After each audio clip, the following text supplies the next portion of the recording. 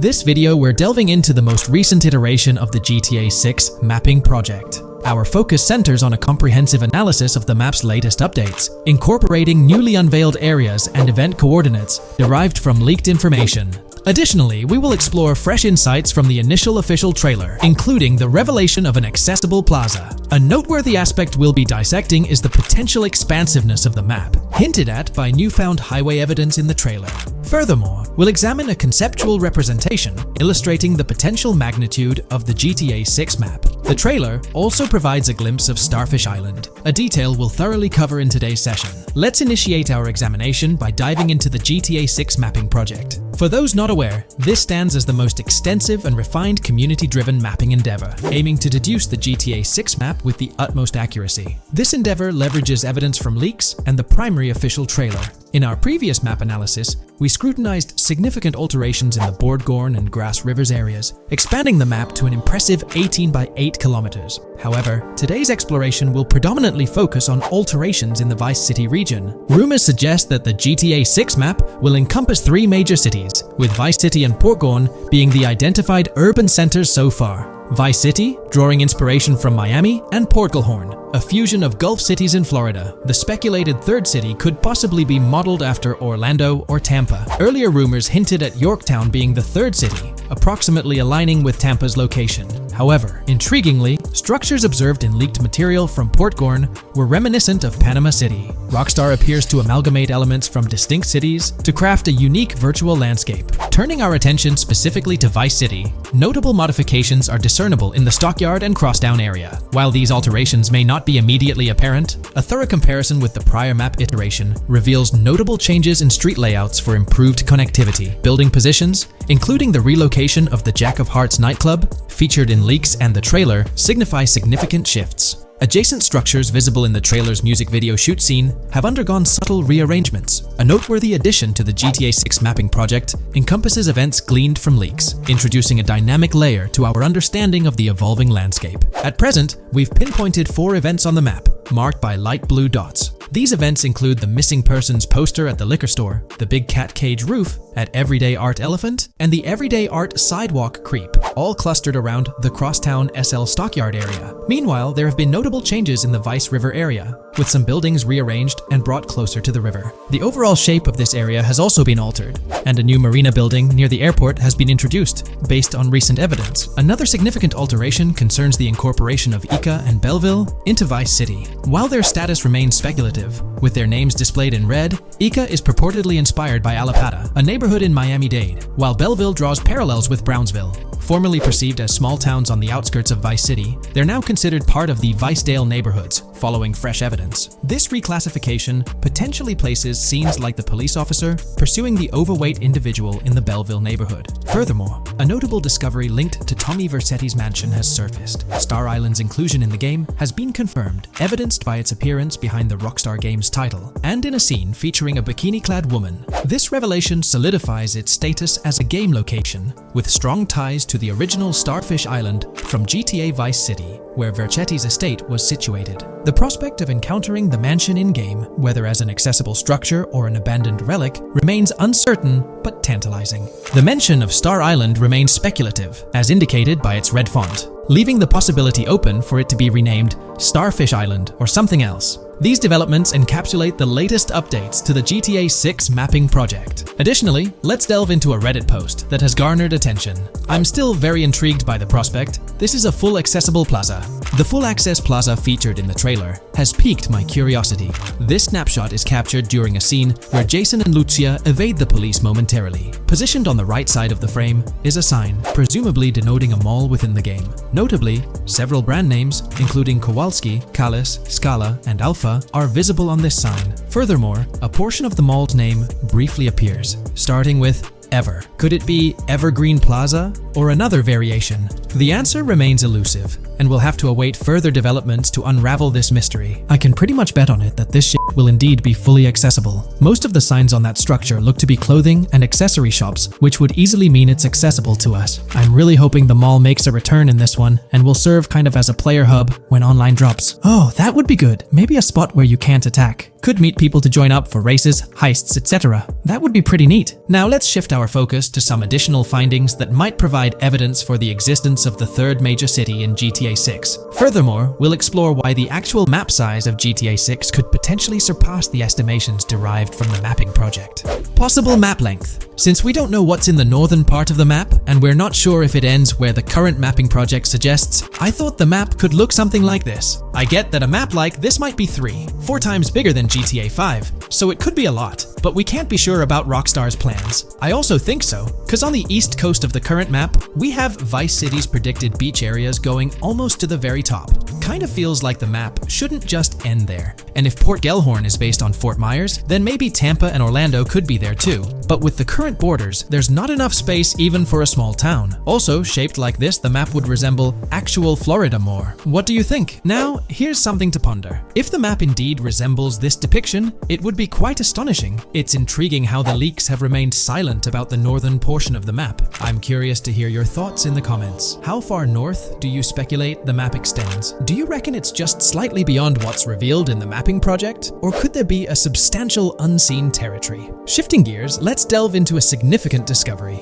An observation on the size of the map using highway exits as a guide. I believe that 2 blink and you'll miss them shots from the trailer, combined with something I saw in the leaks, have given us a serious hint as to just how big the map for GTA VZ might turn out to be, specifically north-south. The first is the shot of the man grabbing his crotch while stopped on the side of the highway. Specifically, the highway exit signs in the background. They suggest that this shot is being taken from just north of exit 14 on the highway, if turning left has you going east and turning right has you going west. What's more, the GTA VZ mapping project believes that the highway that this shot is taken from is Interstate 97. Adding to this, there's this shot from earlier in the trailer of the woman in the gold dress hanging out the top of a convertible traveling down I-404, heading towards a junction with 197. At the very start of that clip, you can catch the exit number on the sign she's driving under. You can't see all of it, but to me, it looks more like exit 18 than exit 1B. This one is more speculative though. Now, I'm about to get into the leaks, so I can't post any pictures. There's a clip in the leaks of a red ute heading northbound on 197 towards the exit 13 AB junction that takes 1 to Washington Beach and Ekanfinaka before crashing. The mapping project has been using the leaks to create their maps, and they've placed that stretch of 197 north of Mr. Crotch Grab from the trailer, running through the Stockyard neighborhood. Today's video will delve into the upcoming changes to the AI systems in Grand Theft Auto 6 by Rockstar. We'll explore a patent that introduces a groundbreaking system unprecedented in gaming, promising a revolutionary shift in how AI operates within games.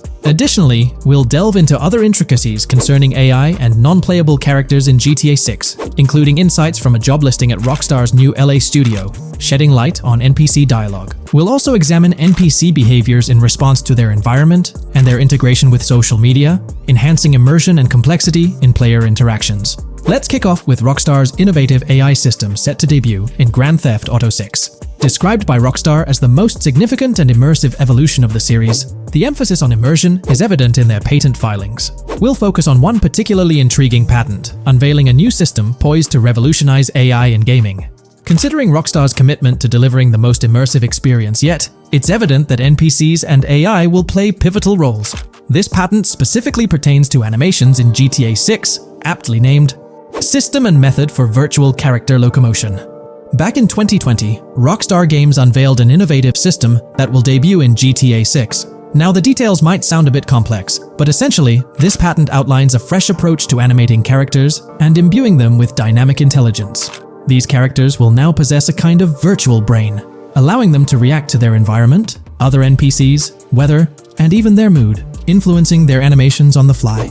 Before this advancement, each character's animation had to be painstakingly recorded in a studio equipped with motion capture technology. This process involved attaching markers to actors' suits and compiling animations into what's called an animation tree. This method was resource-intensive, limiting the variety of animations Rockstar could include in their games. For instance, in GTA 5 and Red Dead Redemption 2, each NPC had its own animation tree, containing all their actions. Animation trees essentially stack animations, blending them together seamlessly and transitioning between them based on player input and in-game conditions. Additionally, motion matching, a feature seen in GTA 5, and RDR2 automatically selects animations based on player actions and the surrounding environment. This results in fluid and lifelike character movements, such as running while shooting, creating a more immersive experience for players. With GTA 6, Rockstar introduces an innovative system designed to optimize resources and streamline animation data. This approach allows for more content within the game while offering a broader array of animations. It shares similarities with motion matching but diverges in its utilization of a new framework. Rather than relying on conventional animation trees, character animations will be predominantly data-driven, adapting dynamically to environmental cues. These animations will be categorized into distinct motion types, representing unique character styles. Each character will possess a designated motion type, enhancing the depth and realism of their movements. As an illustration, let's consider various states such as tired, injured, and normal, each corresponding to a set of animations. Additionally, every character will possess their own blackboard, a virtual representation of their current state and surroundings. This blackboard stores crucial data including the character's condition, location, weather, temperature, and more. Utilizing this information, the game's code dynamically selects appropriate animations or styles for the character, enhancing their responsiveness to the virtual world. For instance, in the Ocean Drive scene from the trailer, we observe a character seated on the sidewalk. As a group of NPCs pass by, he attentively observes them, reacting accordingly to their presence. With this system, the gameplay experience is poised to become even more immersive. It will prioritize environmental data, including the presence of other NPCs and vehicles, alongside factors influencing the character's mood. Consequently, NPCs will exhibit previously unseen levels of reactivity, shifting focus to a noteworthy job listing from Rockstar's recruitment opportunities. Last year, Rockstar opened a new studio in Los Angeles. From what we know, it's purely a new motion capture studio, so they have another one besides the one in New York, mainly to record NPC dialogue probably. This discovery confirms that. I checked Rockstar's careers page just now, and there's a job offer at Rockstar LA for Associate Writer Pedestrian and Ambient Dialogue. This could indicate that they are still writing and recording GTA 6 NPC dialogue right now. This suggests that the development team is currently engaged in scripting and recording NPC dialogue for GTA 6. You can find the specific responsibilities outlined in the job description provided. It says, write funny, character-driven, and unique dialogue for our ambient population. Work with key stakeholders to understand and support the technical requirements for player-led, dialogue-based interactions with our ambient population. Provide exciting dialogue that works within the strict constraints of a complex game system. Undertake self-motivated research and leverage that research to enrich your writing. Understand and match the tone of our games. This underscores the commitment of Rockstar to ensuring that GTA 6 remains true to its franchise roots. Aligning NPC dialogue with the established GTA universe bodes well for the game's authenticity. Shifting gears to another aspect related to NPCs, let's delve into how they'll integrate with social media. Not only will NPCs exhibit more lifelike behaviors and interactions with their surroundings, but they'll also engage with social media platforms, a novel addition to Grand Theft Auto 6. Here's a rundown of the phones observed. NPCs will be equipped with various phone models, as evident from both images and the trailer. Notably, NPCs will actively engage with their phones, which boast fully functional cameras and displays, an improvement over GTA V. For instance, in a scene from the trailer set on Ocean Drive, an NPC can be observed capturing photos or videos with their phone. The displayed imagery accurately reflects the NPC's point of view, suggesting the possibility for NPCs to record and share in-game content on the virtual social media platforms. Let's delve into an intriguing Reddit post that delves into this aspect further. Here's why NPC-recorded TikToks aren't as far-fetched as you think. A common speculation point I see on this subreddit is the potential for NPC-recorded TikToks for the game's social media that was teased in the trailer, like someone filming you commit a crime and you later seeing that post online. Many have dismissed this as far-fetched in terms of development complexity, but I wanted to discuss why it's plausible. Firstly, I think we've already seen a system that could serve as a base for building a TikTok-like system, the Instant Replay, Rockstar editor from GTA 5. Given this game is more of a sandbox with physics rather than a competitive shooter, where replay systems are typically seen, it's even more impressive to consider this system in GTA 5. It accurately records and replays events just as they happened, with every car, ragdoll, etc., moving just as it did originally in the moment. The tech behind this isn't actually recording like a camera and replaying, it's really just recreating it, which again makes it impressive how much time Rockstar put into it, making it accurate. To me, this feels like what could be used as a base for a system where NPCs record their own videos from their perspective.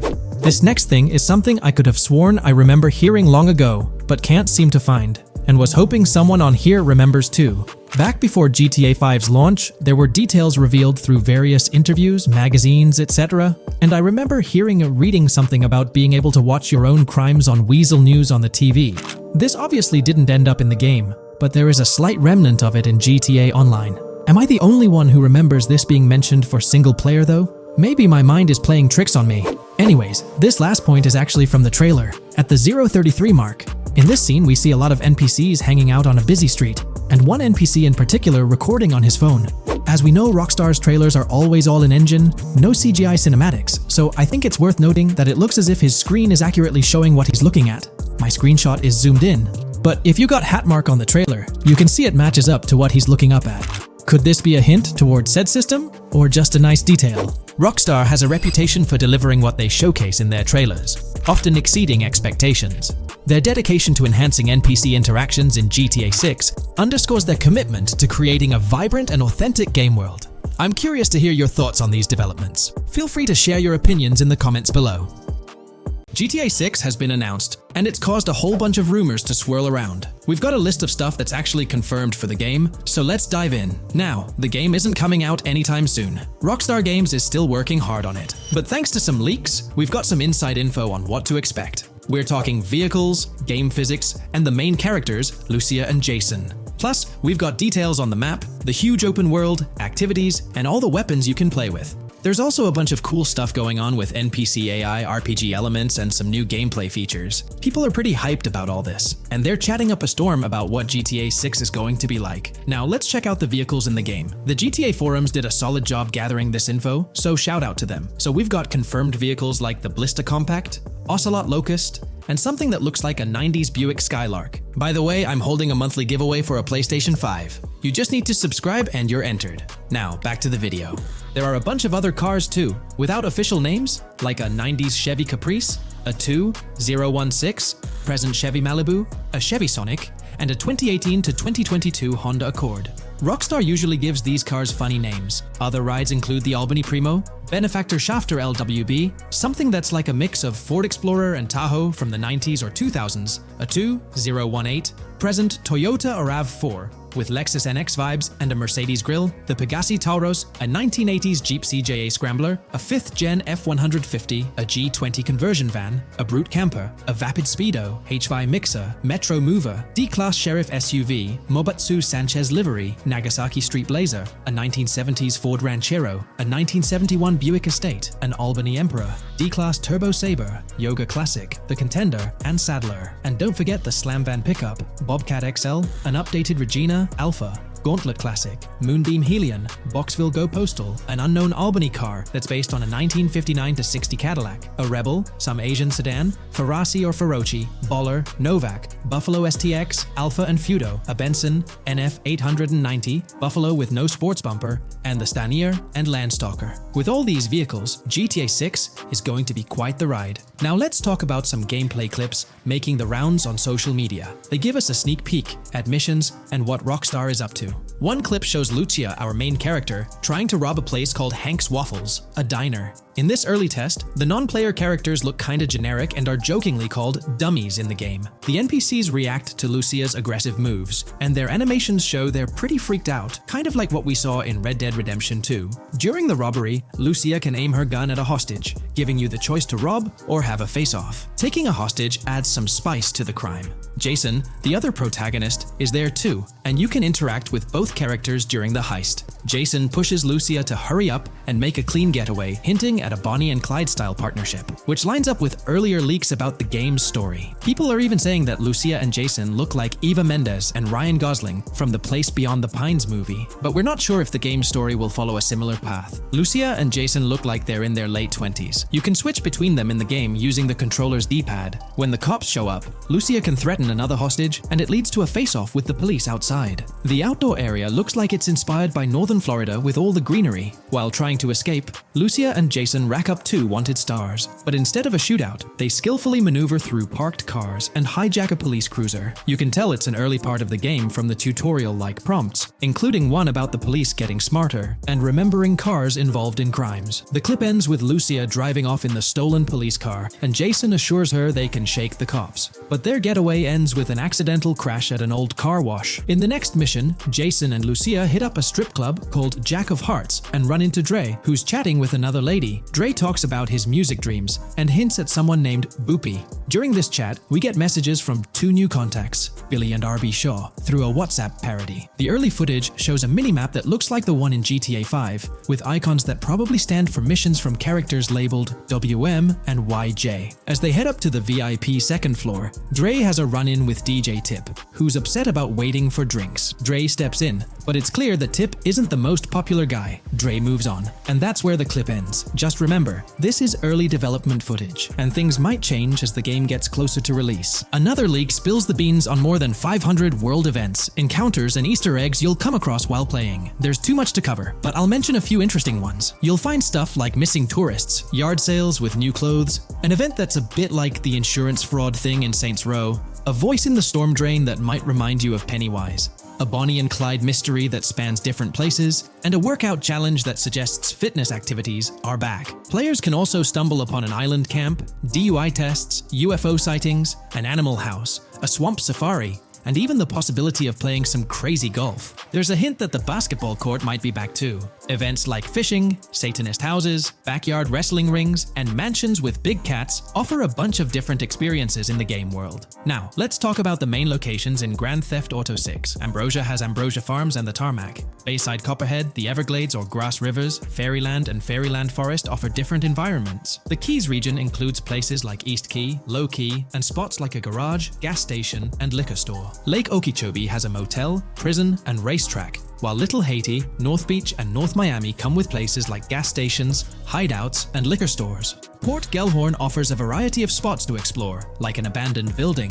basketball court, beach, bingo hall, bowling alley, car wash, fishing store, fruit stand, gas station, motel, pawn shop, police station, quick shop, raceway, soccer field, and trailer park. Red Hill has a forest, South Beach features a boardwalk, gym, hotel, Ocean Drive, and park. South Miami Sundown includes a beach and tarmac, and Vice Beach covers Vice City suburbs and Washington Beach. There are also other interesting places like an abandoned hotel, observatory, Fountain of Youth, homeless community, Malibu Club, Monument of Leonida, Redneck Yacht Club, Spaceship House, underwater research facility, and Dinosaur World. According to info from the GTA forums, Grand Theft Auto 6's open world is estimated to be at least 2.5 times the size of GTA 5 ES, giving players a massive world to explore. The game seems to take cues from the successful approach in Red Dead Redemption 2, promising a well-designed open world with intriguing mysteries. We've spotted some real-life Florida locations in GTA 6's development footage, like the Homestead Miami Speedway turned into the Port Gellhorn racetrack, and recognizable places such as Portofino Tower, Sombrero Key Light, Solar Amphitheater Bayfront Park, and Lone Depot Park. Even the 1000 Museum, a high-rise condo in Miami, is in the game, showing Rockstar's attention to detail. A metro map that's a match for Miami's real one suggests a deep immersion in the game world. The lush landscapes and greenery might hint at a move into Georgia,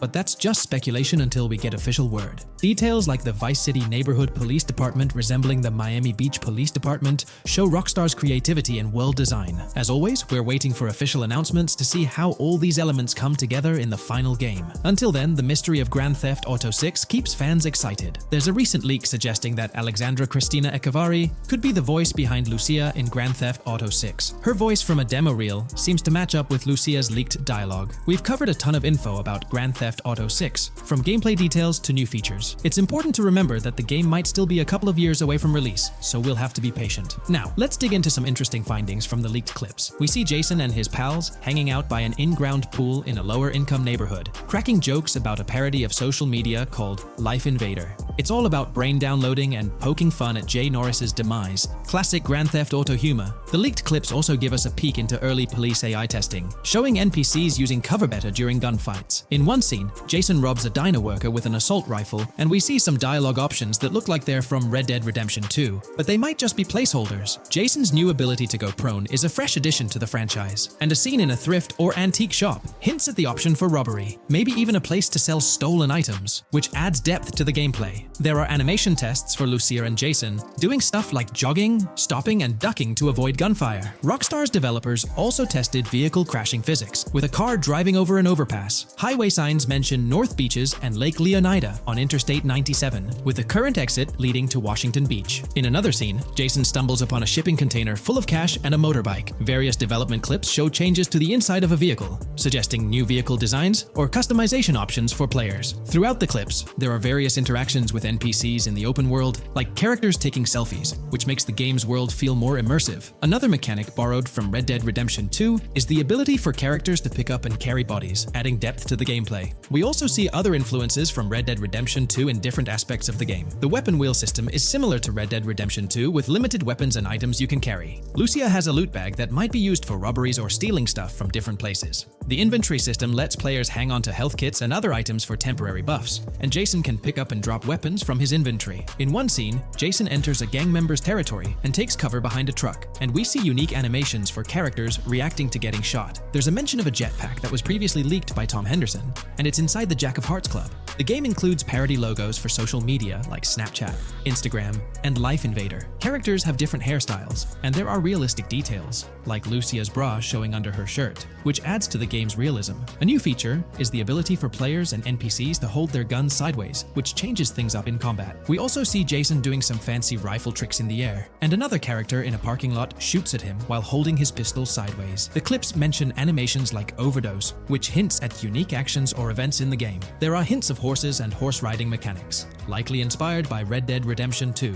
The open world is packed with places to explore, like motels, metro stations, restaurants, pawn shops, and supermarkets. Small details like being able to get a gumball from a quick shop machine add to the overall experience. The game adds RPG elements, like managing food, drinks, sweat, fatigue, and even taming animals, which gives players a deeper gameplay experience. There are references to mountain bike ramps and city bike rentals, promising fun cycling activities. The leaked clips talk about loads of weapons, from regular firearms like pistols, shotguns, and rifles, to unusual ones like golf clubs, baseball bats, and crowbars. Players can also use tools like flashlights, binoculars, and lockpicks. Players can stay in motels and hotels, with the Kingston Hotel as one option. There's even a pool party with live music for players to attend. References to the Everglades and wildlife like alligators, snakes, raccoons, and birds hint at diverse and unique environments to explore. A cool addition is the ability to shoot while swimming, which adds a new twist to combat situations. With all these elements, Grand Theft Auto 6 promises to be an immersive and engaging gaming experience. Welcome to this video where we're going to explore 30 confirmed features of GTA 6 that Rockstar Games has officially talked about. But first, a quick heads up. The info we're sharing comes from a security breach and leak of GTA 6 pre-alpha footage. Rockstar Games acknowledged this leak on their official Twitter. Just to be clear, we won't be showing any gameplay footage due to possible copyright issues, but we'll definitely dive into these cool features. Feature 1. Looks aren't just for show. The reactions of non-playable characters, NPCs in GTA 6, are pretty fascinating. How clean your character is, and their overall appearance affect how these in-game characters respond to you. It adds a cool layer to the game, considering how NPCs react differently based on your character's appearance. Feature 2. Let's rev up the excitement with some serious vehicle action. Imagine cruising through the Everglades in a top-notch hovercraft. That's just one of the personal rides available right from the start. And there's more, like taking the wheel of a bold 1970 Ford Ranchero GT in striking red and black, owned by a character named Jason. Feature 3. Here's another level of immersion. Each character has their own stuff, so when you're playing as Jason, you can tap into Lucia's stash and vice versa. Say Jason's low on assault rifle bullets. If you're close to Lucia, you can ask her for some. It opens up a bunch of possibilities for teamwork and sharing resources in the game. Feature 4. For all you die-hard GTA fans, there's a new clothing store in town called Arches. It's got a fresh collection to amp up your character's style. Feature 5. Let's talk graphics. In GTA 6, the clothes are seriously detailed. Wrinkles, dirt marks, and even sweat. Paying so much attention to clothing details makes the characters look super real, adding a ton of authenticity and making the game more immersive. Feature 6. While exploring the vast game world of GTA 6, you'll see a seamless mix of modern vehicles in urban areas and older ones in rural spots like the Everglades. It gives that cool GTA vibe, whether you're cruising in a flashy city car or taking a nostalgic drive in the countryside. GTA 6 has a bunch of wheels to fit whatever mood you're in. Feature 7. During certain heists, there's a timer showing when the cops will show up. Some think it's a developer thing, but it could mean players need to plan their heists well, syncing with the police response for a perfect score. That'd definitely add an exciting twist. Feature 8. I'm buzzing about this one. GTA 6 will feature a massive aquarium. Yes, you heard that right. Players get to explore an aquarium within the game, adding a cool new element to the gameplay. Feature 9. There's a limit on inventory space. Players can't stockpile an endless number of items. A smart move would involve rummaging through crates and storage spots at the docks to earn cash and gather valuable stuff, spicing up the gameplay. Feature 10. Here's something cool. In GTA 6, you're not stuck with your character's right side view like in GTA 5. Following Red Dead Redemption's lead, players can freely switch their character's preferred shoulder for a better view. It also changes which hand your character uses for weapons, making gameplay more immersive. Feature 11. GTA 6 adds a touch of reality with a dynamic day-night cycle. Shops don't stay open 24/7 anymore. Some close at night and reopen during the day, making the whole experience more immersive. At night, the city changes vibe, less traffic, and a different feel altogether. Feature 12. Adding to the mix are special abilities, somewhat like what we saw in Red Dead Redemption 2. From leaked gameplay, it looks like Jason has a unique skill. He can spot valuable stuff in the surroundings. They light up like hidden treasures, adding a whole new twist to the game. Feature 13. Let's dive into some of the confirmed stuff in GTA 6. It's quite a mix. There are spear guns, bolt-action sniper rifles, and a bunch of golf clubs, wedges, irons, drivers. Also, players can use a crowbar to open containers and grab valuable stuff. There's more: smoke grenades, flashbangs, golf balls, and tracker jammers to dodge the cops. Snatching fancy cars might need special tools like the immobilizer bypass. Loads of choices to make gameplay super immersive and fun. Feature 14. Moving on to the awesome in-game places we've seen. There's a bunch: tennis courts, a huge stadium, and even a museum, all with interactive insides. It's bringing back the exploration vibe we loved in GTA 4, and that's got us hyped for GTA 6. Feature 15. In a cool scene during a diner robbery, a non-playable character, NPC, was visibly relieved when the cops showed up, saying, "Finally, thank heavens." This shows how smart the AI is in GTA 6, and it's a sign of Rockstar's attention to detail. Feature 16. Get ready for a huge and diverse map to roam around. GTA 6 covers the whole shebang of Vice City and its surroundings, offering tons to explore. You've got the bustling city, scenic beachfronts, Everglades-like grass rivers, the charm of Florida Keys, and the quaint Port Gellhorn. Port Gellhorn even gets its own police department, showing different areas with their own rules, kind of like what we saw in Red Dead Redemption 2. So, where's your first stop in GTA 6? Drop your thoughts in the comments. Feature 17. Time for a tour of interiors in GTA 6. There's a bunch of places waiting to be discovered. One cool spot making a comeback is Escobar International Airport, giving us those Vice City vibes. Exploring the airport could unlock a load of side missions, opening up endless possibilities for adventures. Feature 18. Tourism's a big deal in GTA 6, making the game world feel alive. You'll stumble upon a clever take on a famous theme park, kinda like Disney World. It's a thrilling spot to dive into, and get this, there's even the International Space Station. Rockstar's really going all out to make GTA 6 an awesome experience. Feature 19.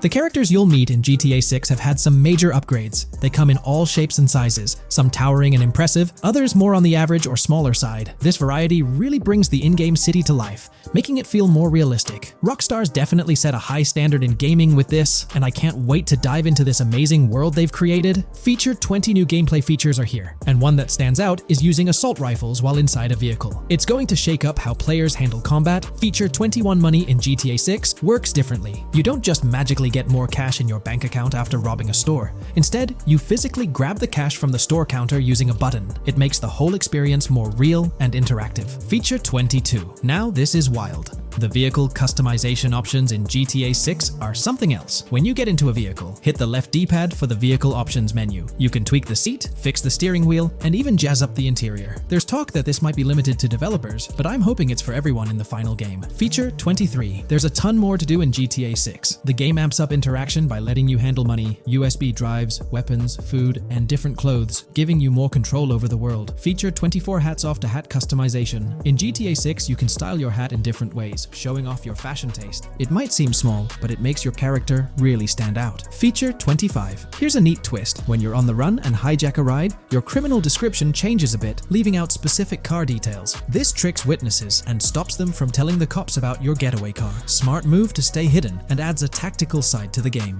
Feature 26. The big news? GTA 6 is officially scheduled to hit stores. Feature 27. Something fun and quirky. You can actually interact with gumball machines in the game and snag some gumballs. It's a small thing, but it adds a nice touch of reality to the game. Feature 28. Talking about the cops and what's happening in the game world. During gameplay, I saw the police doing traffic stops, DUI tests, and even searching vehicles. Also, the in-game map shows random NPC AI car accidents, and the cops rush in to handle these, making the virtual world feel genuinely chaotic. Feature 29. Time to talk weapons. GTA 6 brings a massive range of guns, from pistols to heavy artillery. With so many options, the action stays intense, making sure you're armed for any situation. Feature 30. GTA 6 is bringing in an inventory system, like what we saw in Red Dead Redemption 2. Looks like Lucia's got a sports bag hinting at that. Bonus features. Feature 31. Let's take a darker turn, handling bodies in the game. It adds a creepy level of realism players can deal with and move bodies, adding a whole different vibe to GTA 6. It'll be interesting to see how this affects the gameplay. Feature 32. NPCs in GTA 6 are shaping up to be super interesting. Rockstar's bringing in the immersive vibes we loved in Red Dead Redemption 2, and the potential here is huge. The improvements they've made could take the game to a whole new level. I'm super hyped to see what Rockstar's got up their sleeve. Feature 33. GTA 6 starts off with a bang, small-time heists, and the chance to rob small businesses, giving you a thrilling start. Feature 34. You'll get your hands on a bunch of tools to up your crime game in GTA 6. Lockpicks, hacking gadgets, and more are there to help you handle whatever challenges come your way. Having the right tools in your pocket makes the gameplay more lively and exciting.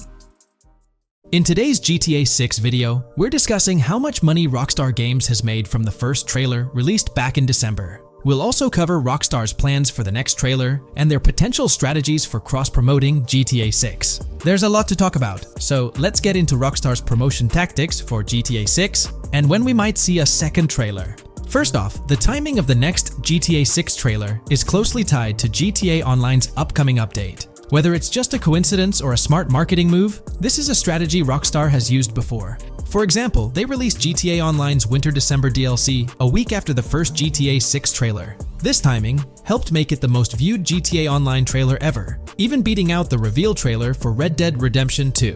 If Rockstar decides to use the same approach, we might get some new Grand Theft Auto 6 details next week. This could be a second trailer, some screenshots, or additional information about the game.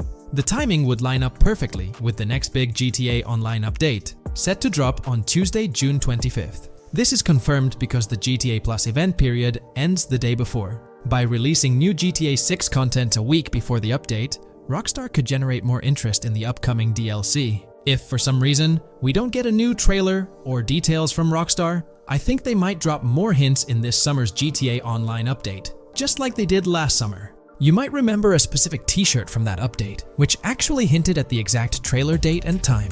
It had symbols from the Zancudo basement with a cryptic message that translated to, "One day we'll reveal all." It does make you wonder if Rockstar will include some teases or cross-promotion in this update. Now that GTA 6 is officially announced, they might do something similar to a few years ago with GTA Online and Red Dead Redemption 2, where treasure hunts let you unlock weapons in GTA Online and receive them in Red Dead Redemption 2 when it launched. Speaking of GTA 6 trailers, here's an interesting fact. Rockstar Games has made a ton of money from the trailer on YouTube.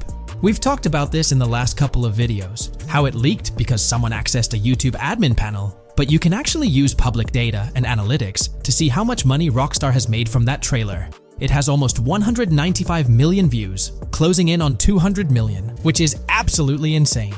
Rockstar Games has made nearly $1 million from that trailer alone. The craziest part is that even though the trailer doesn't have ads, Rockstar Games still earns money from YouTube Premium users. While this isn't a huge portion of the population, it generates revenue based on watch time. From that alone, they've nearly made $1 million. Imagine if they had actual ads on the video, they'd be making even more. But $1 million just from premium users watching it is still pretty wild. In the grand scheme, it's a small amount for Rockstar and just a drop in the bucket compared to how much they'll make when GTA 6 actually releases. Still, It's an impressive stat for a trailer that Strauss Zelnick says has repeatedly broken the internet. All this excitement around GTA 6 is also boosting their parent company, Take-Two Interactive, with a substantial jump in stock price. According to Investing.com, an article published a few days ago states, the hotly anticipated release of the latest installment of Take-Two Interactive's mega-popular Grand Theft Auto franchise should fuel a substantial uptick in bookings and profitability at the video game maker, according to a JP Morgan analyst's note to clients. The analyst added that the gaming sector is increasingly focused on maximizing the success of proven titles, saying, consumer engagement and publisher resources have consolidated around the largest gaming franchises. They believe this trend favors the biggest players in the industry, with the biggest hits likely to get bigger and mid-tier games likely to struggle as competition costs increase. For this reason, investor expectations for GTA 6 are high, given the success of prior releases like GTA 5 and Red Dead Redemption 2. Analysts anticipate that GTA 6 will drive a significant increase in bookings and profitability for Take-Two and potentially boost its valuation. They reiterated their overweight rating for Take-Two and raised their December 2024 price target from $180 to $200. All this is great news for the gaming industry. Confidence in Grand Theft Auto 6 and Take-Two Interactive is growing, both among industry insiders and on Wall Street. It's just positive news all around.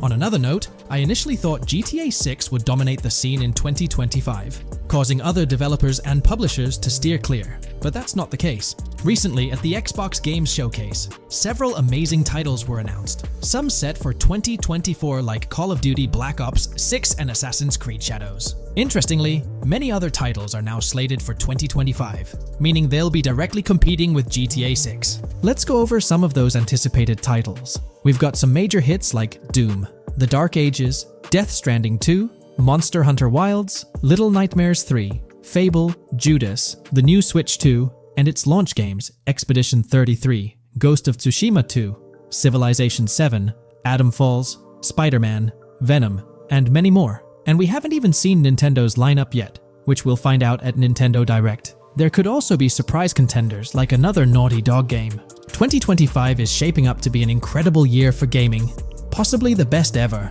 And of course, GTA 6 will be a major highlight if Rockstar sticks to the fall 2025 release date. I'm confident they will, especially after that internal delay. This way, they avoid a public delay, which would have happened if they initially aimed for early 2025 and then had to push it back. One thing I'd love to hear from Rockstar next is when we can pre-order the game and get a more specific release date. I'm really looking forward to when the marketing period kicks off. I'd love to hear your thoughts on everything we discussed today. Do you think we'll get new GTA 6 trailers, info, or details from Rockstar soon? Let me know in the comments below.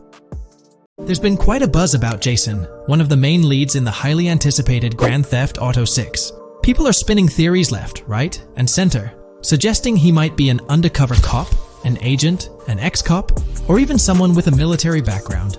It's been the talk of the town ever since the first official trailer dropped. Now, I've got to warn you, what we're about to discuss might just spoil a bit of the GTA 6 storyline for you.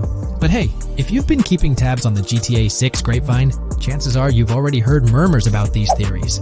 Now, I gotta stress, folks, that as exciting as these speculations are, they're just that, speculations. Nothing set in stone. But here's the deal. There are some interesting things in Jason's outfit from certain glimpses in the trailers and Rockstar's promotional stuff that sort of fuel these speculations. They're like breadcrumbs teasing us about Jason's potential undercover identity. So today, I'm here to unravel these clues and take you through the evidence we've got so far. We'll start with the very first trailer of Grand Theft Auto 6. You know, the one that set the internet on fire? We'll dissect it bit by bit and get into the nitty-gritty of this theory that's got the GTA 6 community all hyped up. And it's not just about the trailers, folks. Oh no, there's a whole treasure trove of articles out there discussing findings made by fans, diving into details, and connecting dots. We're gonna sift through all that too. And hey, while we're at it, let's not forget about the actors. There's been some chatter about who might be stepping into the shoes of Jason in this game. So we'll toss that into the mix as well. There's plenty to unravel, and we're here to explore every nook and cranny of this speculation, piece by piece. So grab your favorite snack, get comfy, because we're about to embark on a journey through the GTA 6 speculations, theories, and rumors about Jason. Let's start off by jumping into this interesting Reddit post. I've seen some speculation that Jason is an undercover cop makes sense since we see first-person gameplay of a police raid. I'm guessing he falls in love with Lucia, and is torn between his duty and his love could be not true, but it seems like it would be a good twist in something Rockstar would do. Okay, let's take a deeper dive into this scene where we encounter these 4 police officers. They're pretty unmistakably cops with that distinct police badge on their body armor. It's crucial to note the small details here, especially regarding their attire, as it might hold some key information. Now, among this squad of officers, there's one guy who stands out from the rest. He's chilling on the far right, sporting a casual white tank top, while the others are all suited up in body armor, their caps turned backward. This difference suggests a hierarchy within the group, making us wonder if this dude's perhaps a higher up or holds a different position within the force. The intriguing part, though, is the context of this scene. It feels like a pivotal moment, almost as if these officers are significant characters in the narrative. But let's pump the brakes a bit. It's all speculation at this point. We can't be certain of their importance or their roles in the storyline just yet. Now, let's loop this back to Jason, the main focus of our attention. There's a striking connection here. The cop on the far right and the one in the middle, both sporting these distinct olive green cargo pants. These pants seem to be a part of their uniform, something that catches the eye. But here's the twist. The same style of cargo pants is seen on Jason in the official Grand Theft Auto 6 artwork released by Rockstar. Coincidence? Maybe, but it feels like too much of a match to ignore. What's up with these pants? Is it a fashion trend among the police force in the GTA 6 universe? Or could it be hinting at a deeper connection between these officers and our protagonist Jason? The plot thickens, and we're left to ponder the significance of these subtle visual cues. Is there a backstory linking these officers to Jason? Or is it merely a design choice by the creators to establish a visual pattern? We're left with questions, my friends. Questions that make us itch to uncover more about this intriguing storyline. So, buckle up as we continue this investigation, piecing together clues and theories, aiming to decipher the enigmatic links between these officers and our mysterious main character, Jason. There's a whole world of possibilities waiting to be explored within the realm of Grand Theft Auto 6. Let's dive into this article by Exputer that further supports this rumor.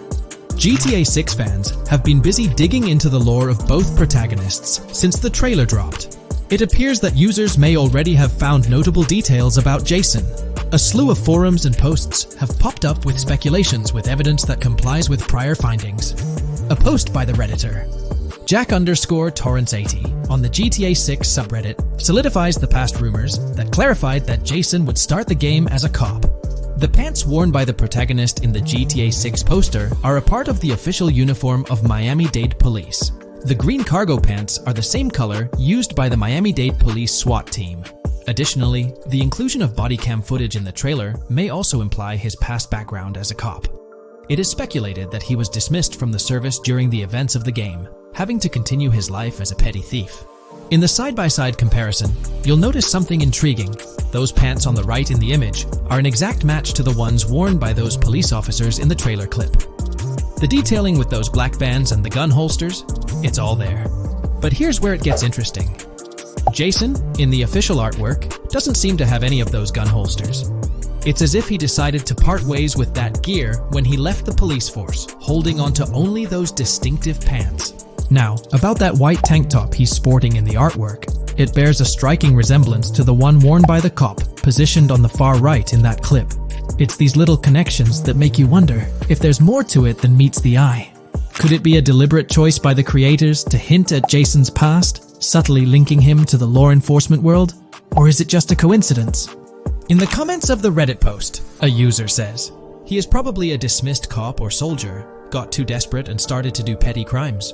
Lucia brings him the local connections and scores, and he uses his former police training skills in weaponry and vehicles. A dismissed corrupt cop or soldier, a freshly out of jail ex-prisoner. Victor Vance and Tommy Vercetti. And there could be more parallels between these two pairs of characters if you think about it. Vic was being betrayed again and again in his storyline. When he finally decided to quit, his brother pushed him to enter another deal with Tommy, which eventually killed him. Tommy, on the other hand, is a more cunning and ambitious person. He promised Rosenberg to leave him a piece of his Vice City empire, but later abandoned him and left him exiled in Las Venturas.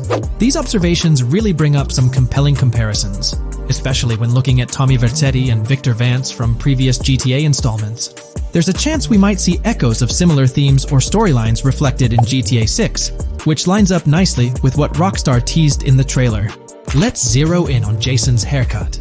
It's clean-cut and short, a style often associated with law enforcement or military personnel.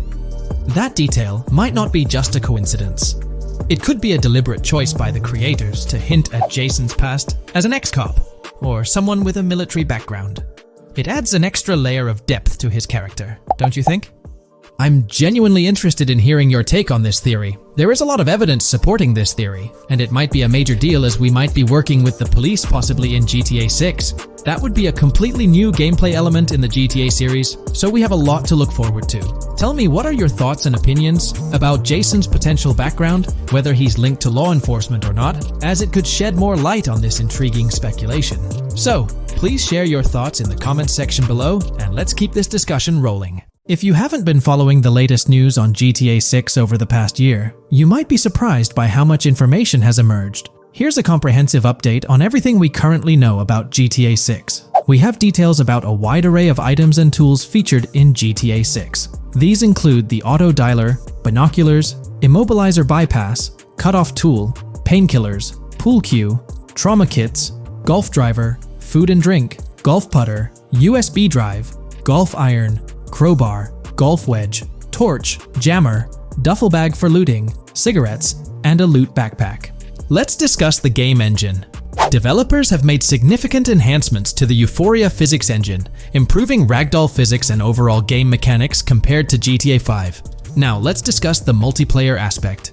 In a leaked clip from GTA 6, we observed a multiplayer session with a player count. This suggests there were 2 players present in the lobby out of a maximum capacity of 32 slots. This mirrors the setup seen in Red Dead Online and GTA Online, where the capacity is stated as 32, but practically accommodates 30 players plus 2 spots reserved for spectators. While hopes for larger lobbies persist, it appears the testing phase involves 30-player lobbies. Leaks also suggest advanced weather systems, including heavy fog, a feature that was less common in GTA 5. Moving on to collectibles, there's mention of Wyman car parts. In a clip featuring Lucia, a developer is seen placing a cardboard box with a circular icon, indicating it as lootable.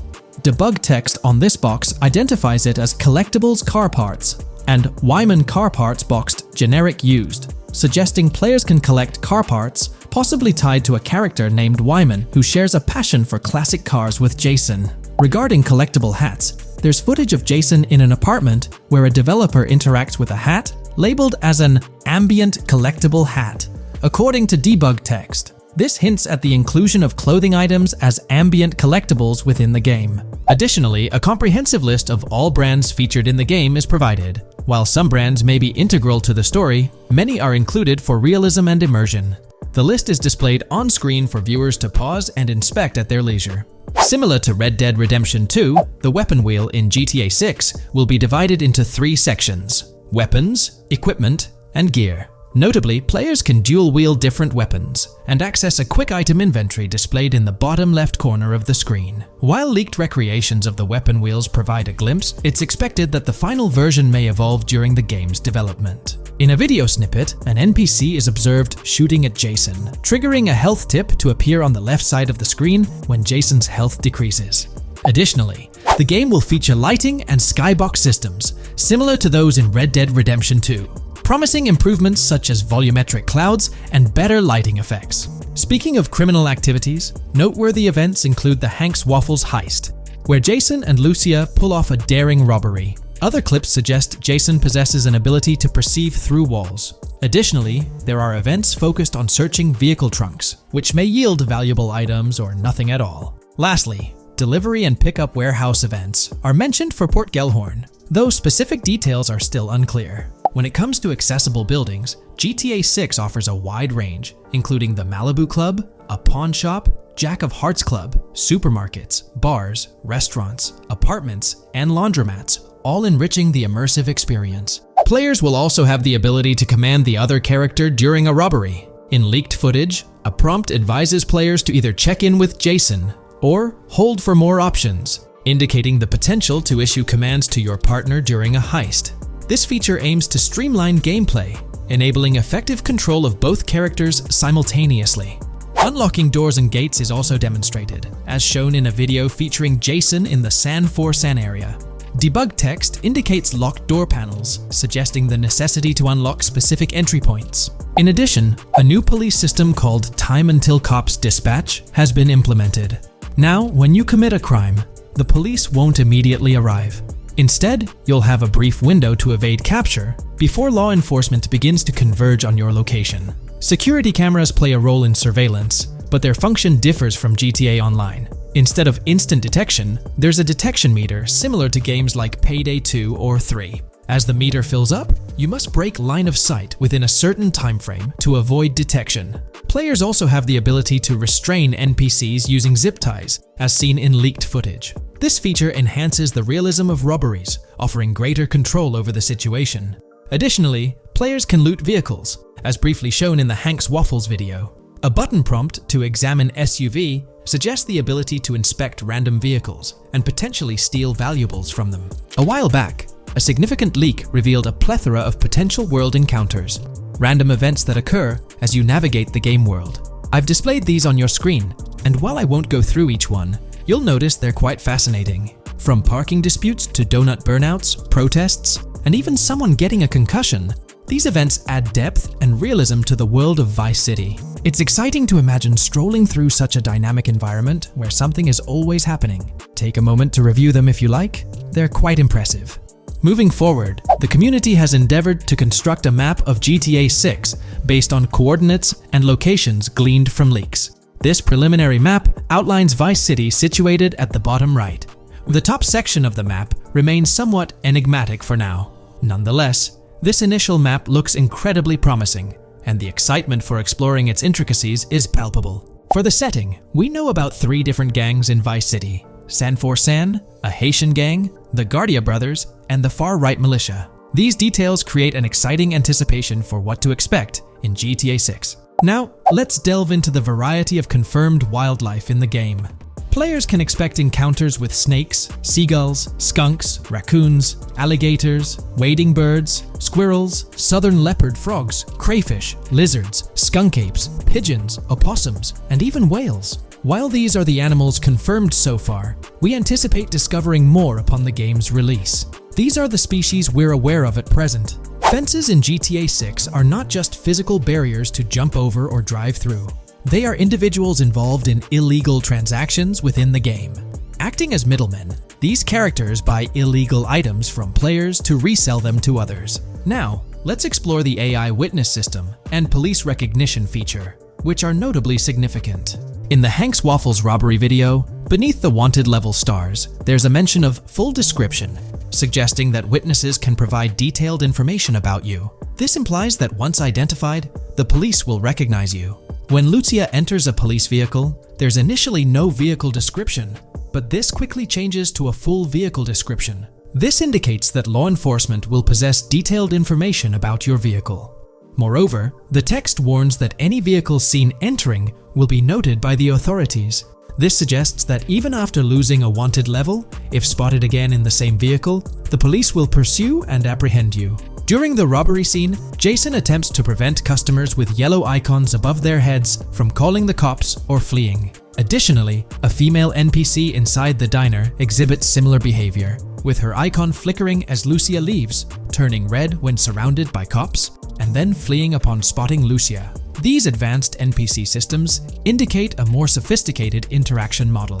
Regarding item sharing, Jason and Lucia appear to be able to share items between them.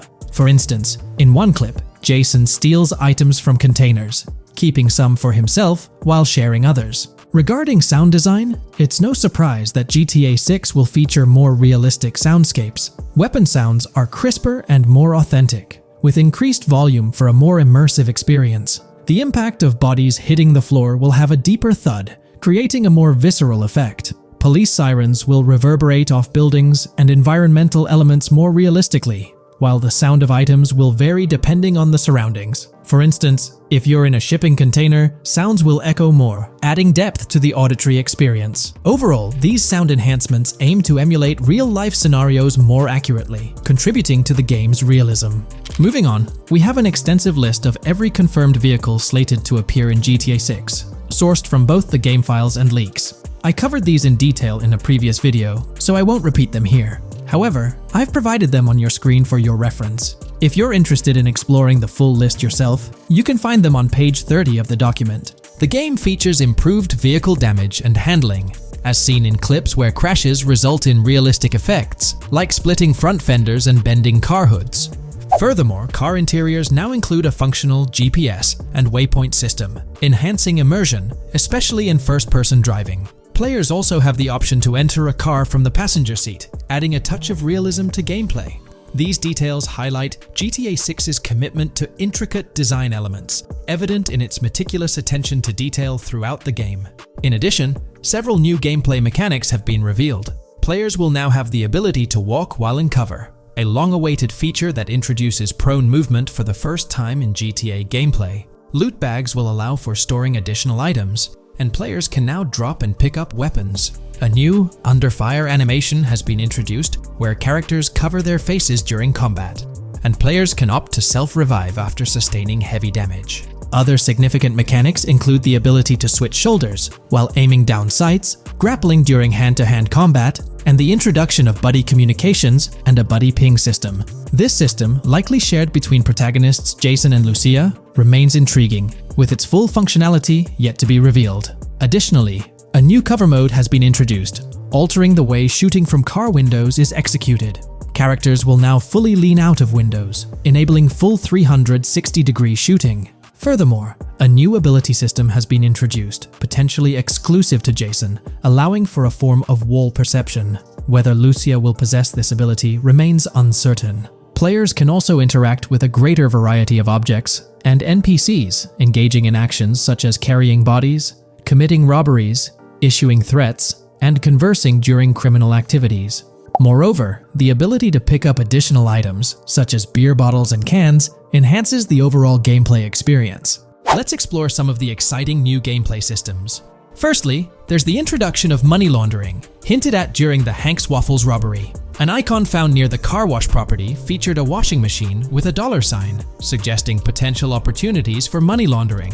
This implies that players may be able to purchase properties with the intent of laundering money, although specific details on mechanics remain undisclosed. Nevertheless, it appears players will once again have the option to acquire certain types of businesses for illicit activities. Additionally, there's a confirmed lineup of weapons, which includes a rocket launcher, assault rifle, baseball bat, polymer pistol, knife, bolt-action sniper rifle, Molotov cocktail, spear gun, which is intriguing, smoke grenade, compact SMG, flashbang, micro SMG, sniper rifle, heavy machine gun, auto rifle, and pump-action shotgun. Moreover, glimpses of Jason in various states, sporting different hair lengths and facial hairstyles, suggest a hair growth system akin to Red Dead Redemption 2. This feature seems highly likely given the game's lineage. In terms of sustenance, players can consume items directly from their inventory. In a scene at a gas station, Jason adds wine, soda, and fruit to his inventory, highlighting the ability to eat and drink on the go,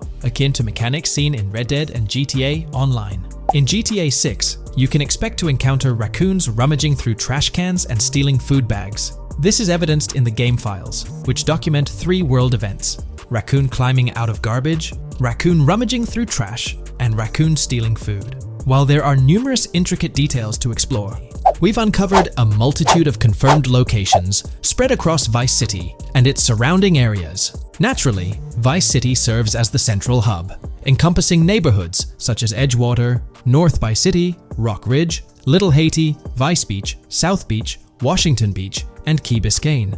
Additionally, there's Port Gellhorn, which appears to be a distinct city akin to Sandy Shores or Palito Bay from previous games. Other notable spots include Yorktown, Ambrosia, Sundown, The Keys, La Pearl, Red Hill, Lake Leonida, Hamlet, Stockyard, Homestead, Grass Rivers, Iken Faka, various underwater locations, and more. Each of these locales is meticulously detailed, with numerous mini locations nestled within them.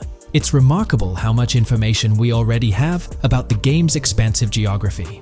In GTA 6, if your character sustains injuries, health will regenerate slowly over time. To expedite recovery, you can access the weapon wheel and utilize a healing item.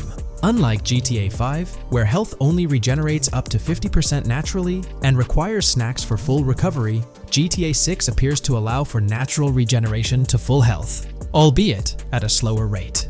While not officially confirmed, it's implied that using a medical item will accelerate this healing process. Regarding open-world activities, there are 7 confirmed activities thus far: dice, golf, fishing, races, adventuring, shipments, and delivery van events. A video showcases a delivery van event near the industrial area of Port Gellhorn, featuring active security cameras that add complexity to potential heists. 2 distinct event types mentioned in the events list are Pragmatic Cool and Chaotic Romantic, introducing a new event type called Cop Trap, strategically placed in various locations across the map. The confirmed locations are displayed on your screen, indicating that law enforcement will deploy different tactics to apprehend you.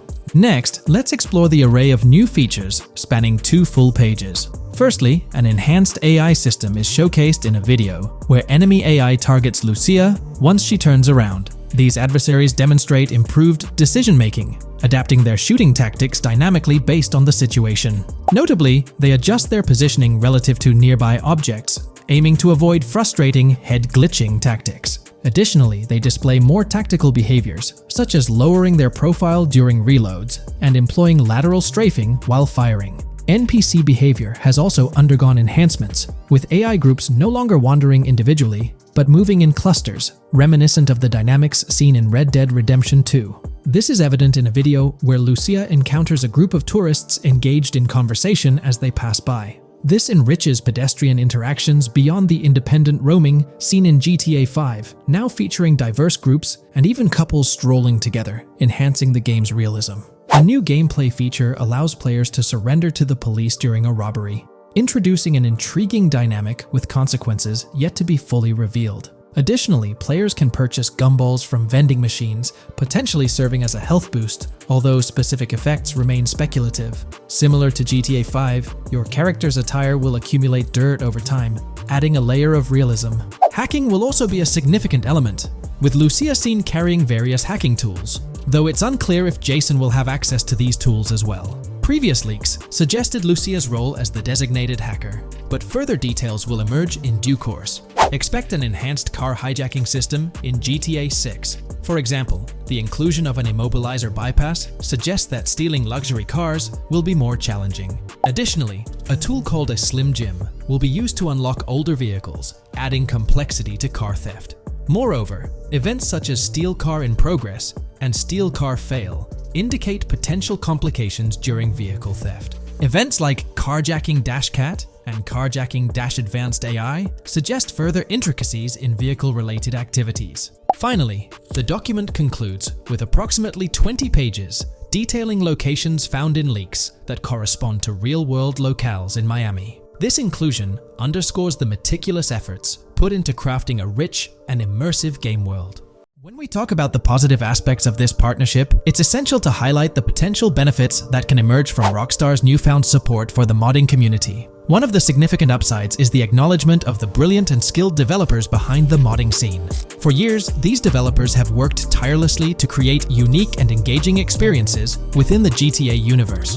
With Rockstar stepping into a collaborative space with CFX, there's an opportunity for a more symbiotic relationship.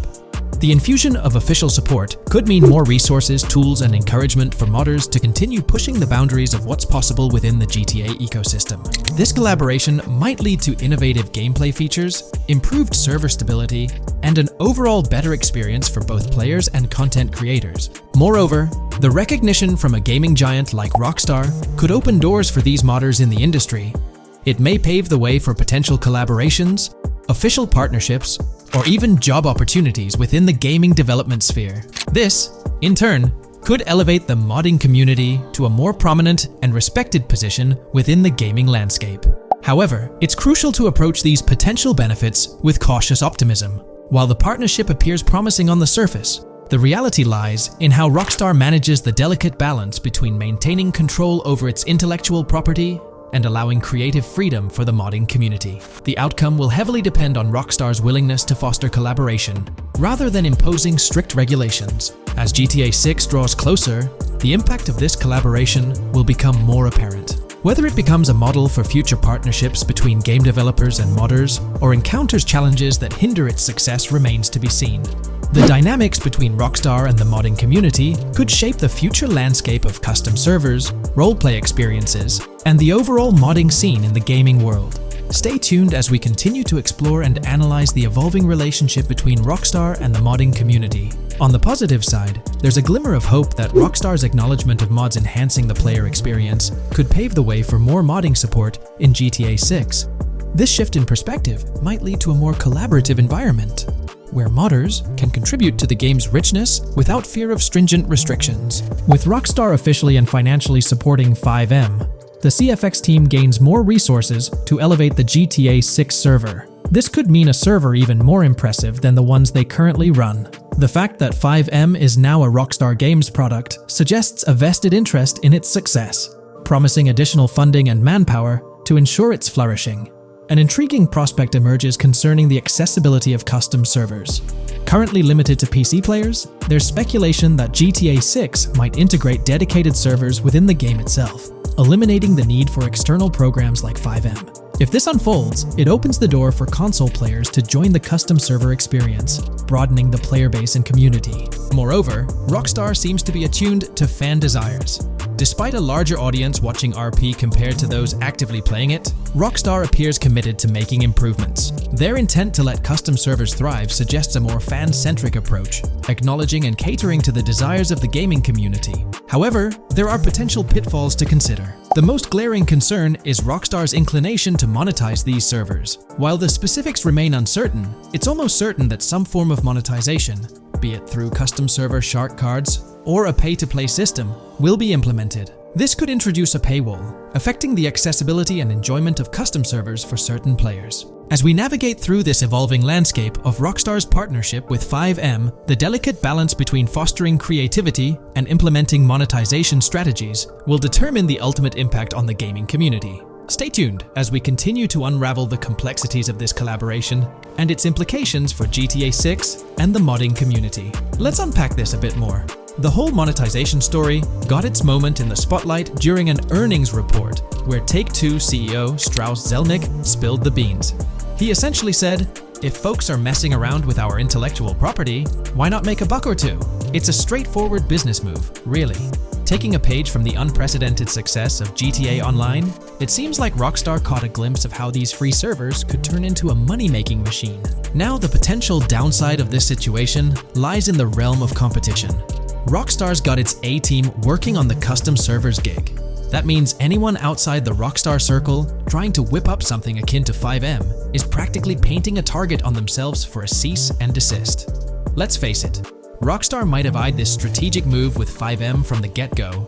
However, with those servers gaining crazy popularity and the game becoming a sensation on Twitch and YouTube, shutting it down wouldn't have been the smart play. Instead, they pulled off a masterstroke, acquiring the team behind the biggest servers, effectively cornering the market and positioning themselves to profit from any potential imitators. Now, with GTA 6 on the horizon and servers in the works, Rockstar's sitting pretty. Some in the gaming community are even giving them a nod for finally throwing a bone to the community. But, and there's always a but, at the end of the day, Rockstar's the one making the rules. We'll all have to toe the line because, quite frankly, there won't be any other alternatives in the neighborhood. So, buckle up for Rockstar's GTA roleplay. It's going to be a wild ride. The landscape has already witnessed the repercussions, with servers and mods being handed the shutdown ticket for not playing by Rockstar's latest rulebook. The new mandates include a strict no to real-life vehicles, mission mods, and porting old Rockstar maps or assets rules that weren't in the playbook just a couple of years back. Now, while the financial backing from a mega corporation might seem like a savvy move on the surface, there's a lingering skepticism about whether it'll blossom into the fairy tale ending we've all been envisioning. It's a bit premature to slap a final verdict on the fate of FiveM once GTA 6 hits the stage. Now, let's consider the potential repercussions for the vibrant RP community. While the partnership between Rockstar and FiveM could bring about positive changes, there's an underlying worry within the RP enthusiasts. The fear is that with increased control and potential monetization, the organic and immersive RP experiences that players have come to love might face disruptions. RP communities thrive on creativity, flexibility, and a sense of autonomy. If Rockstar's influence leads to more rigid guidelines, it could alter the dynamic of these communities, potentially affecting the unique narratives and interactions that make RP servers so engaging. As we contemplate the potential impact, it's essential to look beyond the immediate horizon of GTA 6. The dynamics established through this collaboration could set a precedent for future interactions between gaming giants and modding communities across various games. Whether it becomes a model to be emulated or a cautionary tale will be closely watched by both players and industry stakeholders. The future of FiveM and the broader modding community remains uncertain as GTA 6 inches closer to release. While concerns exist, there's also room for hope. The collaboration might lead to a harmonious blend of official support and community-driven creativity, enhancing the gaming experience for everyone involved. As players, content creators, and modders navigate this uncharted territory, the one constant is the love for the game and the shared hope for a positive evolution in the gaming landscape. Taking a stroll down memory lane, Rockstar's track record with monetization doesn't exactly calm the nerves. Add to that the current scenario where they're laying down the law for the CFX team, dictating what's permissible and what's not. This conjures up a cloud of uncertainty regarding the future of both FiveM servers and the broader modding community. Personally, I'm a big fan of RP servers and that immersive content. It's my cup of tea. The idea that the same company that set the stage with GTA 5 might potentially tarnish FiveM, turning it into a monetized maze with no alternatives, that's a bit of a buzzkill. Yet, here we are, in the waiting room until GTA 6 steps into the limelight. Hey there, great news for GTA fans. GTA 6 is making some big changes to the series. We've got a load of interesting info about the game that you should definitely hear about. Just a heads up, the details we've got are from leaked online footage, but sorry, no links or showing it. Still, loads of cool stuff to share, like new animals, AI changes, RPG elements, and more. Let's dive in. Fact 1: interactions with NPCs are getting way cooler. You'll have choices like threatening, robbing, shooting, or restraining them. Some missions will even have gesture-based actions, like Red Dead Redemption 2. Car damage is more realistic, and the insides are crazy detailed, with working dashboards. Fact 2: let's talk weapons. GTA 6 is changing things up, taking a page from Red Dead Redemption 2. Instead of a big weapon wheel, you'll have slots for small firearms, melee weapons, rifles, and shotguns. No unlimited weapons, but you can drop and pick them up as you go. Fact 3: in the developmental phase, there was a sighting of Arthur Morgan's hat, though it's uncertain if this will make it to the final game. Players now have the option to surrender to the police during a robbery, which adds a thrilling twist. Police response time has been updated to feel more real, displaying a timer that varies based on the crime's severity. A murder, for instance, prompts a faster response than a robbery. The maximum wanted level is capped at 5 stars in GTA 6, and the possibility of a 6-star level seems improbable in the current gameplay being developed. By the way, I'm holding a monthly giveaway for a PlayStation 5. You just need to subscribe and you're entered. Now, back to the video. Fact 4: police AI has significantly improved from the last game. Instead of rushing in blindly, they now exhibit more realistic and intelligent behavior. If you commit a crime and flee in a vehicle, cops will note the specific vehicle and license plate, making evading them more challenging. Fact 5: let's talk about the strong emphasis on indoor locations in GTA 6. There's a bunch of different interiors to explore, like nightclubs, motels, hotels, restaurants, pawn shops, supermarkets, fast food joints, gun stores, shooting ranges, and the Vice City metro station. Plus, they've added working elevators for a more immersive feel. Interestingly, there's a risk of players getting banned from stores, which adds a twist. Fact 6: moving on to the characters. GTA 6 introduces 2 protagonists, Jason, played by Brian Zampella, and Lucia, portrayed by Alexandra C. Echevarri, who happens to be the franchise's first playable female character. You can switch between them instantly. They're also a couple, drawing inspiration from Bonnie and Clyde. Fact 7: clothing in the game behaves realistically. You can wear accessories like sunglasses, watches, wristbands, and hats in different ways. The detail is pretty cool, with sweat, dirt, and wrinkles adding to the realism. Fact 8: GTA 6, internally dubbed Project Americas, had a codename during development, like GTA 5, called Rush, and Red Dead Redemption 2, Bonnier. Originally, the plan was for a bigger map covering North and South America, but changes in Rockstar's approach scaled it down. Still, it's shaping up to be a memorable experience with its features and locations. Fact 9: GTA 6's map is officially bigger than GTA 5. This time Vice City takes the spotlight, a Miami-inspired area with its surroundings, giving players a vast and diverse landscape. There's even a lake in one of the videos that hints at a significant part of Florida being in the game. Fact 10. Hold on to your seats. The jetpack's back. Shooting out of cars is on the cards too, adding more thrill. And get this, GTA 6 introduces 18 brand new vehicles to the franchise. Fact 11. In GTA 6, you'll bump into various events, like random mugger encounters and NPC-hosted yard sales. There are hints at riding events, which could mean horse riding, maybe even involving the Red Dead Redemption 2 team. Fact 12. New firepower alert. The spear gun's making its first appearance, letting players shoot underwater spears at their targets. Plus, there's a bunch of gear you can use, like binoculars, cut-off tools, flashlights, immobilizer bypasses, slim jims, USB drives, tasers, zip ties, and auto dialers. Fact 13. The game has RPG stuff like weight and muscle management, seen in the Spool Couple Workout Challenge. Leaked footage showed Jason and Lucia's apartments. For example, Jason's place has a bathtub for in-game baths. Fact 14. Rockstar's planning to add new missions and cities regularly after GTA 6 launches. Whether this is for online or story mode isn't clarified yet. Expect an improved cover system, better than what we've seen in other Rockstar games. Fact 15. Make sure not to overlook the Kingston Hotel. It's a lively spot with pool parties and live music, making GTA 6's world even more vibrant. Fact 16.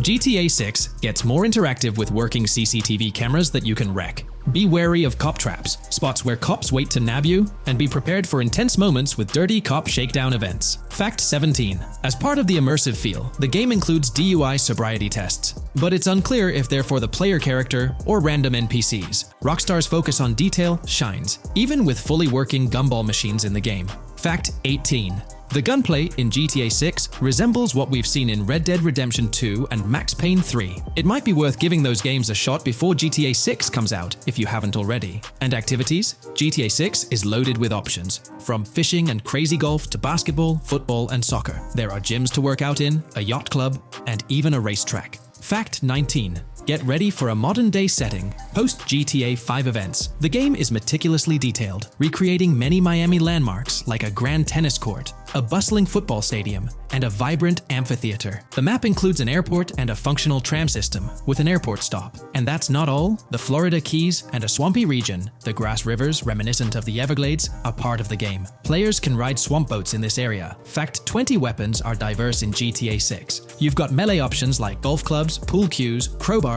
and bats, along with a range of firearms from pistols to snipers and RPGs. You can even customize how your character holds weapons. Plus, there's a bunch of throwable stuff like grenades, molotovs, and even golf balls. Fact 21. One major upgrade in GTA 6 is NPC behavior. NPCs will come in different sizes and shapes, and their reactions will feel super real. If you wave a gun around, folks nearby might freak out. The game's also getting an intense injury system, including concussions. Fact 22. Next up, the amazing visuals and new features. Your character will grow facial hair naturally over time. Plus, the GTA 6 world will have a social platform called WhatsApp, kinda like a fun version of WhatsApp. And good news for fans, spoof versions of social media like Life Invader, Facebook, Bleeder, Twitter, and Snapmatic, Instagram, are making a comeback. Fact 23. Now let's talk about our main characters, Jason and Lucia, each with their own and a shared inventory. Your inventory can carry various items like wine, soda, and fruit. Also, there's a duffel bag system for easy transportation of supplies and weapons. Fact 24. Rockstar's being more cautious in storytelling, steering clear of offensive jokes, and being considerate about groups that might feel targeted. The story goes through chapters, like Red Dead Redemption 2's approach. Fact 25. GTA 6 is loaded with side activities, from backyard wrestling and racing to UFO events and beach bonfires. Small stuff matters too, like picking up cans from the ground.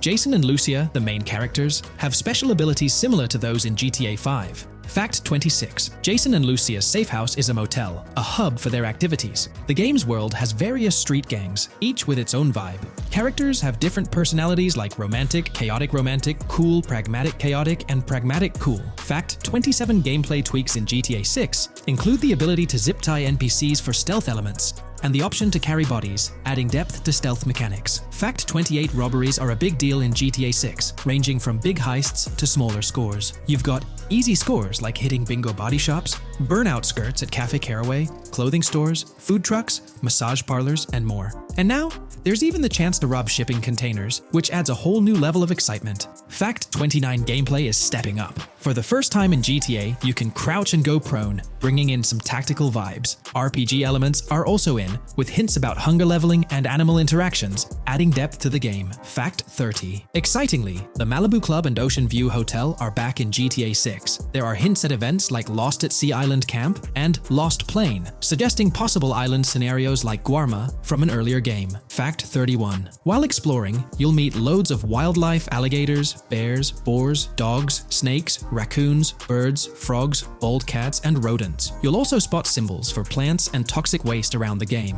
Fact 32. In the game, watch out for the Scarface crime scene, maybe a nod to Tony Montana as an Easter egg. There's also a murder mystery called Missing Tourists. Plus, spots for campers are scattered around, hinting at the chance of owning a camper van later. Remember, these details are from development footage, so they might change before the final release. Still, they give us a great peek into what Rockstar's cooking up for GTA 6.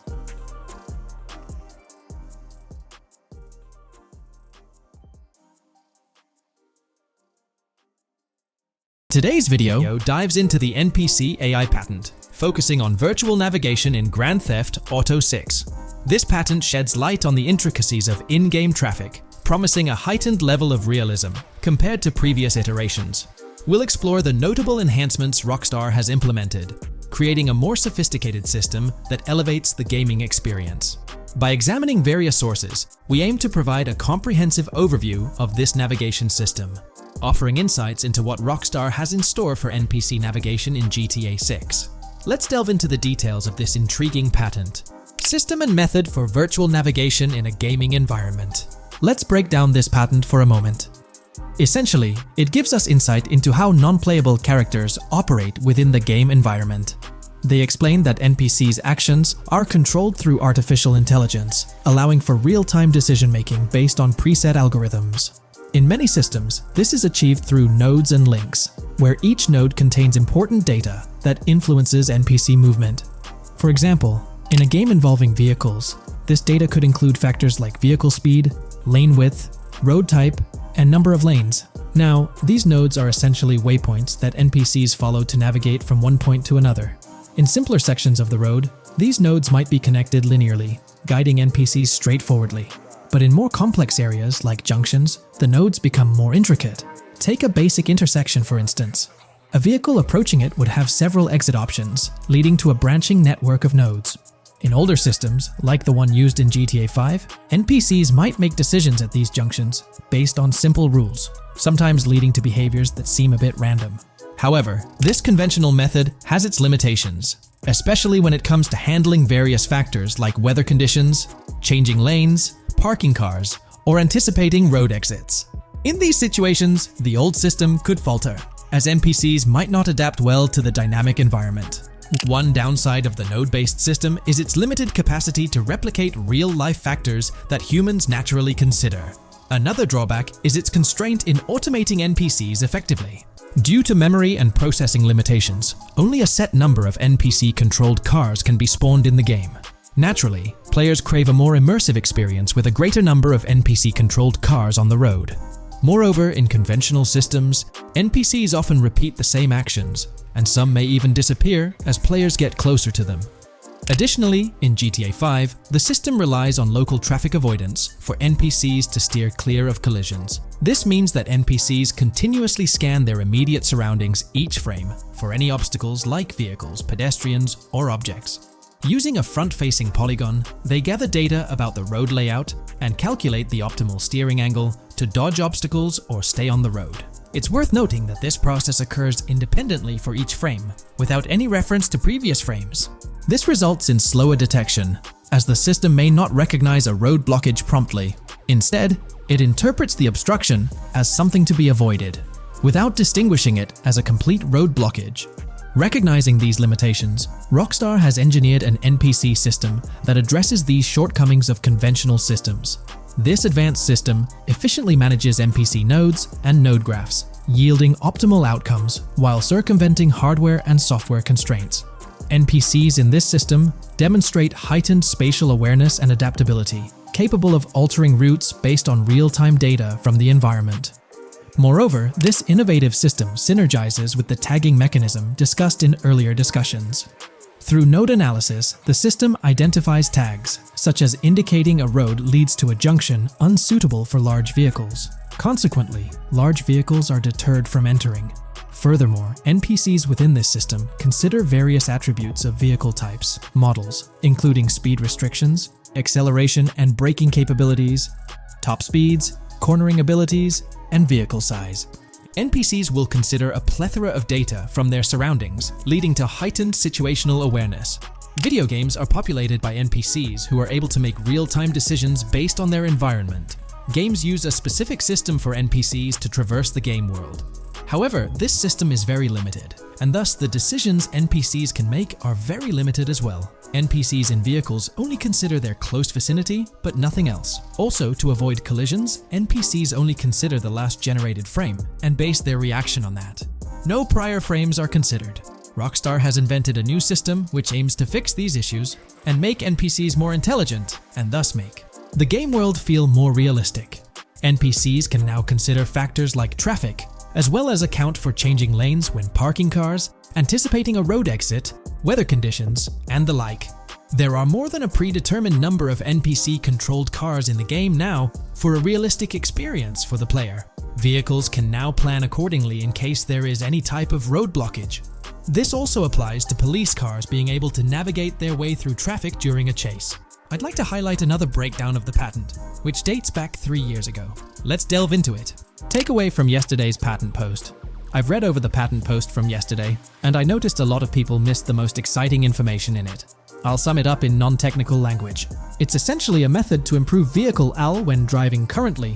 When NPCs drive on the road, they can sense a few cars around them to determine crashes or other things to drive around. This is dumb AL, as it has very few factors to take into account, and requires a lot of computational resources.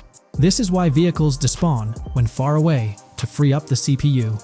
Rockstar's patent describes a system that primarily will change this and give NPCs more situational awareness. They will essentially have an objective of navigating from one location to another. Simplified, but is essential in making routines similar to RDR2, and be able to take into account other external factors.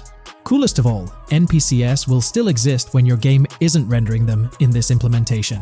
Specific examples mentioned by Rockstar state they will be able to use weather conditions, traffic, and crashes to determine where to go. Some areas might be dangerous in the rain, they might avoid it. If an area has too much traffic, they will avoid it. Possibly destructible environmental areas could be reacted to. Similar to bridges in Just Cause, this point is speculation, however. Cars will also be able to take into account number of lanes and speed in their decisions. NPCs will be also able to take into account high-speed chases and be able to navigate if they themselves are speeding. There will also be other reactions that are mentioned specifically, such as changing lanes before a highway exit appears, and as Rockstar puts it, driving slower on residential-type roads, or having to perform certain maneuvers to avoid oncoming traffic on single-lane streets. The large part they also mention is this implementation uses a lot less processing power. The NPC schedules can be relayed by a central server. They could possibly use the console itself as well, and it doesn't require the same constant surrounding analysis. As previous Rockstar mentions, this will allow them to have denser traffic with the same resources. A large aim also seems to be realism.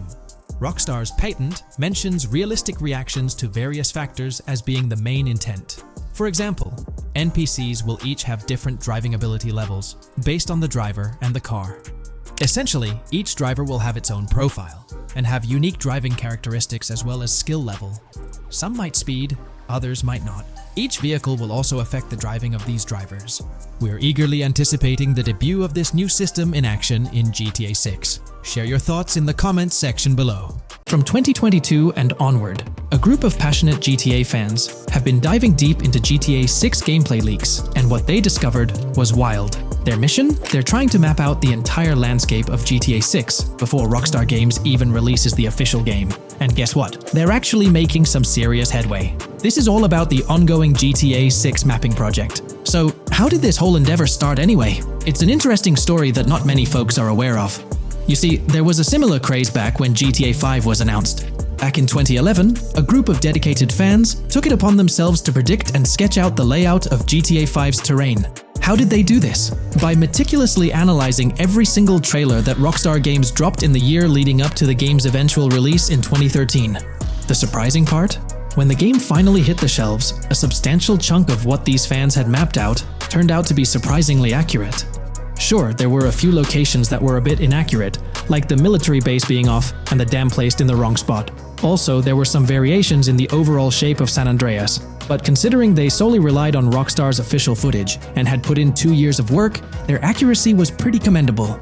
Now imagine this, if they could pull off that level of detail with just the trailers, think about what these enthusiasts could achieve with the leaked, under-the-radar stuff that slipped out prematurely. Plus, add in an extra year of combing through details and data. This mapping project is being led by a user called Dupzor, who is the project manager of this whole thing. On September 18th, 2022, when a massive leak dropped over 90 minutes of GTA 6 footage, the map enthusiasts went into full gear. While I can't exactly showcase the leaked content here, what really sparked the interest of the community were the coordinates embedded within the developer's HUD. These sneaky numbers revealed the exact whereabouts of the player concerning the game map. And let me tell you, GTA 6 fans wasted no time diving into this goldmine of information.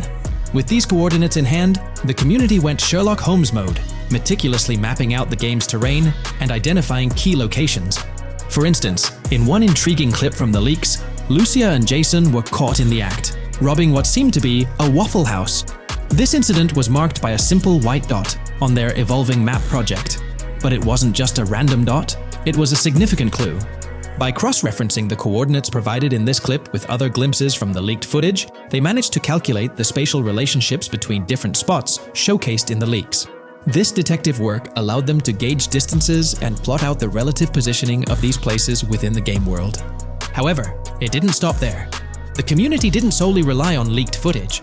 They combined their detective skills with the official trailer and, using a blend of educated guesses and hard data, endeavored to include every conceivable road, building, and landmark featured in the GTA 6 map.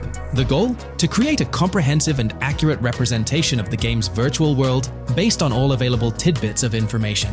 It's a fascinating process that demonstrates the dedication and passion of gaming communities in piecing together the puzzle of what to expect in GTA 6. Since the leaks hit, the GTA community has been on a mission, working tirelessly to piece together the game's map. Their focus has mainly been on sketching out the main areas, the cities, towns, and key landmarks. It's been quite a collective effort, with everyone trying to contribute and fill in the blanks based on whatever clues they could find. Then, the trailer dropped, and it was a whole new ball game. Among all the fast cars and flashy scenes, Rockstar slipped in a subtle surprise for the observant fans. After a few days of dissecting the trailer frame by frame, someone spotted it, a tiny image hidden in the bottom right corner of the ending screen. And guess what? It looked like a map snippet. Naturally, the community went into full detective mode. They put on their magnifying glasses and compared this mysterious map with the one they'd been building from the leaks. There were some similarities, especially with the layout of the right side and the presence of separate islands at the bottom, surrounded by water. But here's the catch. That image was pixelated to the max. It was like trying to figure out a puzzle with half the pieces missing. The lack of detail made it nearly impossible to confirm if it matched their map. This whole revelation sparked a heated debate among fans. Some folks started wondering if Rockstar deliberately threw this low-res map nugget to mess with their heads. Could it be that Rockstar is messing with the community, leading the GTA 6 mapping project into the wrong path? It's pretty odd for Rockstar to include this map, as it was deliberately placed. When it comes to safeguarding the details of their upcoming games, Rockstar is notoriously tight-lipped. So, when those leaks dropped in 2022, it really threw a spanner in the works for the company. It's kind of a déjà vu situation, considering a similar thing happened back when GTA 5 was in the spotlight. I can't help but wonder if Rockstar did this deliberately, as a deliberate move to shake things up and keep everyone guessing. But then again, we, the GTA fans, are pretty good at concocting theories out of thin air. Now, about that mysterious, highly detailed artwork nestled in the official wallpaper, that's what's really piqued my interest. It's like this odd piece that stands out from the rest, making me think it wasn't just randomly thrown in there. There's gotta be some intention behind it, right? The big question swirling around is whether it's a sly misdirection or a subtle clue for the savvy gamers. But honestly, we won't get any answers until the game hits the shelves, or maybe, if we're lucky, after another sneak peek in a new trailer. The GTA 6 mapping community dove headfirst into dissecting this artwork. But truth be told, there wasn't much to work with. So, they've been sticking to the stuff they can actually confirm. Oh, and those maps floating around, especially the ones from IGN and PC Gamer, they're more like creative interpretations. Think of them as speculative mock-ups cooked up by the mapping community based on their hunches and educated guesses. There's a whole lot of imagination at play there, but none of it has received the official stamp of confirmation. The GTA 6 mapping project might not be dropping any bombshells about unknown locations in the game, especially considering how the gameplay leaks already spilled quite a bit on what's in store. Now, the heart of this community effort lies in the finer details. They're all about pinning down the exact spots where these landmarks and locations are going to be placed within the game's vast world. However, let's be real here. They've barely scratched the surface, covering roughly just 10% of the entire map. Still, kudos to them for the tremendous effort and progress they've managed to make with what they have. What's confirmed though is that this map in GTA 6 is going to be an absolute beast, nearly double the size of the already sprawling map in GTA 5. They've made strides, particularly in fleshing out the Miami Beach region seen in the trailer, those gorgeous Venetian islands from the breathtaking aerial shot, and even narrowing down the location of Lucia's incarceration in the game. Looking ahead, this ongoing commitment over the coming years will gradually unveil more insights into what we can anticipate from the GTA 6 map. The anticipation is real, and it's fascinating to witness how this mapping endeavor will continue to shape our expectations for GTA 6. Looking at the timeline, it's pretty clear that both the completion of the project and the release of GTA 6 are still a considerable number of years down the road. But let me tell you, the dedication and hard work displayed by this community are nothing short of remarkable. Honestly, they deserve way more recognition for what they're doing. If you're keen on staying updated with the latest progress, or even lending a hand to this endeavor, I strongly recommend hopping onto the GTA 6 mapping community Discord. You'll find the link in the description below. These individuals have a monumental task ahead of them. But you know what? It's an incredibly intriguing project. Back in the days before GTA 5, I didn't even know something like this was happening behind the scenes. But now, as we patiently wait for 2025, every snippet of information or rumor about GTA 6 gets me all excited. And out of everything related to the game, I find the mapping community's tireless efforts the most captivating and commendable. A massive thank you to every single person contributing their time and effort to this project. I genuinely cannot wait to witness the final result of all their hard work. Today, we're delving into the realm of GTA 6 Online, the upcoming multiplayer aspect of Rockstar Games' Grand Theft Auto 6. We'll dissect all the insights gathered from leaks back in 2022, alongside an intriguing anti-cheat patent filed by Rockstar's parent company, Take-Two Interactive. This patent offers a glimpse into how the forthcoming online experience aims to ensure a safer environment compared to the current GTA Online. Furthermore, we'll explore a novel method Rockstar plans to implement in GTA 6 for managing online sessions. This innovation promises to infuse the expansive world of GTA 6 with a livelier atmosphere, enriching the player's immersion in its intricacies. Undoubtedly, GTA Online stands as a titan in the realm of multiplayer gaming. Its enduring popularity has significantly contributed to the ongoing success of GTA 5 over the past 11 years. This success owes much to Rockstar's astute strategy, crafting a robust core game with GTA 5 and then supplementing it with regular content updates for the online segment. By continually introducing new weapons, vehicles, and attire, Rockstar keeps players engaged and motivated to accumulate in-game currency. As we eagerly anticipate the official unveiling of GTA 6, players are hopeful that it will address prevalent issues plaguing the current iteration. Chief among these concerns is the rampant presence of modders and cheaters, whose actions not only disrupt gameplay, but also pose security risks by unlawfully accessing personal data. To tackle this issue, Rockstar has devised a fresh approach set to debut in GTA 6. This method aims to bolster the game's security measures. The patent responsible for this enhancement is titled Method and Apparatus for Preventing Cheating in a Video Game Environment by Providing Obfuscated Game Variables. Filed by Take-Two Interactive, Rockstar's parent company, in 2019, this patent outlines a system and method aimed at curbing cheating within video game environments. By disguising game variables in memory, the patent seeks to thwart attempts by players to monitor and manipulate values such as health, ammunition, and in-game currency for unfair advantages. Traditionally, developers combat such exploits by encrypting, coding, or obfuscating the location of these values, alongside implementing integrity checks to detect unauthorized modifications. However, these methods have drawbacks, as they often impact game performance and inadvertently expose variable locations to savvy attackers. Rockstar's innovation lies in masking the whereabouts of these variables, offering a more robust defense against cheating in GTA 6's online. I won't delve into the technical intricacies, but essentially, Rockstar employs a clever and seemingly straightforward technique to conceal these values. This makes it considerably tougher for attackers to pinpoint their locations. While the concept of masking values may seem straightforward, its effectiveness in bolstering stability and enhancing security for the future online segment is paramount. Moving forward, let's turn our attention to the next patent, titled System and Method for Session Management in a Multiplayer Network Gaming Environment. Filed by T2 Interactive in 2021, this patent addresses disclosed are systems and methods for session management.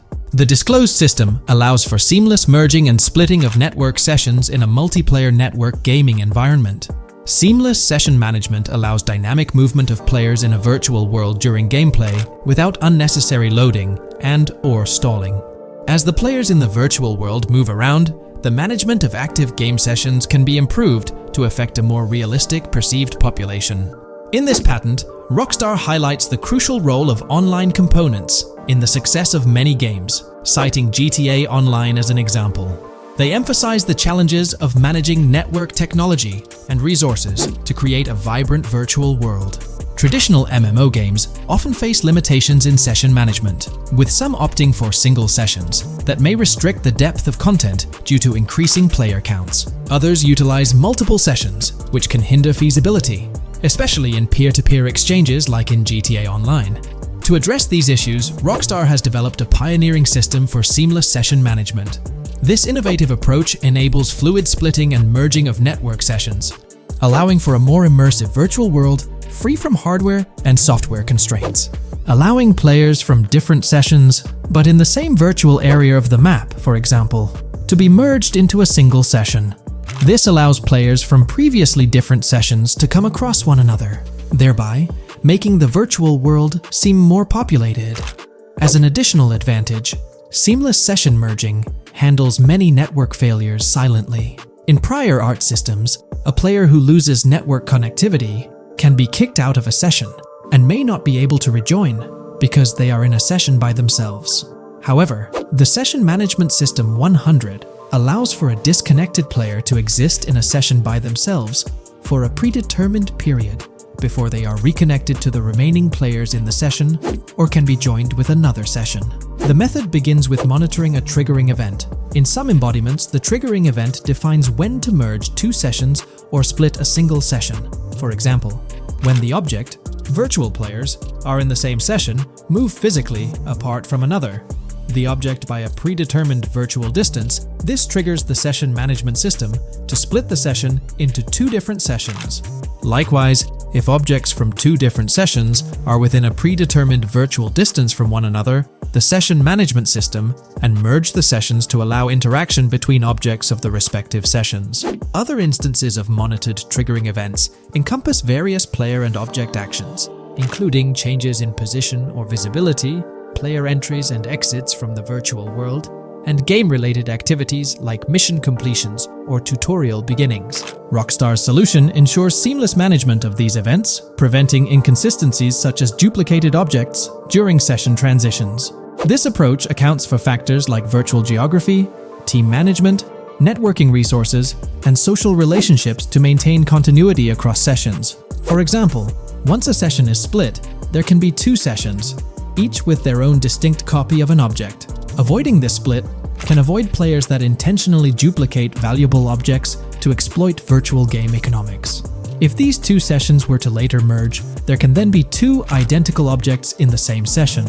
In this manner, the session management system advantageously avoids object duplication when two players are merged following a split. I trust that I've conveyed this information clearly. The implementation of this new system in GTA 6 promises to enhance the game's atmosphere, ensuring a more bustling world while maintaining a high level of detail throughout. Now, let's delve into what we've learned about GTA Online from the leaks of 2022. Multiplayer. In the bottom left in one of the clips, one can see there are 2 players in a 30-player lobby. This is because there are 2 slots for spectators, similar to GTA Online and Red Dead Online. There is also a reference to the script host. After that, there is a code which is either the session host or game master. Based on the information gathered, it seems probable that peer-to-peer connections and 30-player lobbies will make a comeback in GTA 6 Online. However, there's a twist in how sessions will operate, allowing for seamless transitions between them. Feel free to share your thoughts in the comment section about everything we covered in today's video regarding GTA 6 Online. Today's video will delve into the latest iteration of the GTA 6 mapping endeavor. The developers have expanded and refined the GTA 6 map significantly, making it the most comprehensive fan-made project to date. It incorporates all available data from leaks and the initial official trailer. We'll explore the recent updates to the map and conduct a fascinating comparison between the current GTA 6 map and those of previous GTA games. Additionally, we'll examine a fan-created satellite view of the GTA 6 map, along with the inclusion of Tommy Vercetti's mansion spotted in the trailer. All of these elements will be discussed in detail throughout this video. Let's kick things off with the GTA 6 mapping project. Changes have been implemented across all regions of the map. To ensure we cover everything comprehensively, we'll begin our tour from the northwest and work our way down, addressing each modification along the journey. Firstly, the map's dimensions have been expanded from 16,000 by 16,000 to 18,000 by 18,000 to accommodate the newly added landmass. Each square on the map measures 500 x 500 meters. Based on the latest estimations, the map will be larger than before, requiring more space to accommodate all its features. Currently, the northern portion of the map remains unknown, which contributes to its perceived size. Hence, the map extends beyond what's visible on the screen. According to rumors, the GTA 6 map is speculated to encompass 3 major cities. Presently, we're aware of 2. Vice City, the largest city, and Port Gorn, which has undergone further expansion in the latest map update. The third location, Yorktown, is anticipated to be modeled after Tampa. Rumors suggest that it could be the 3rd major city featured on the map. However, at present, there's limited information available about it in the leaks. The only indication we have is a sign displaying New York Tune within Port Gorn. Regarding Port Gorn, details are scarce apart from its name and general location.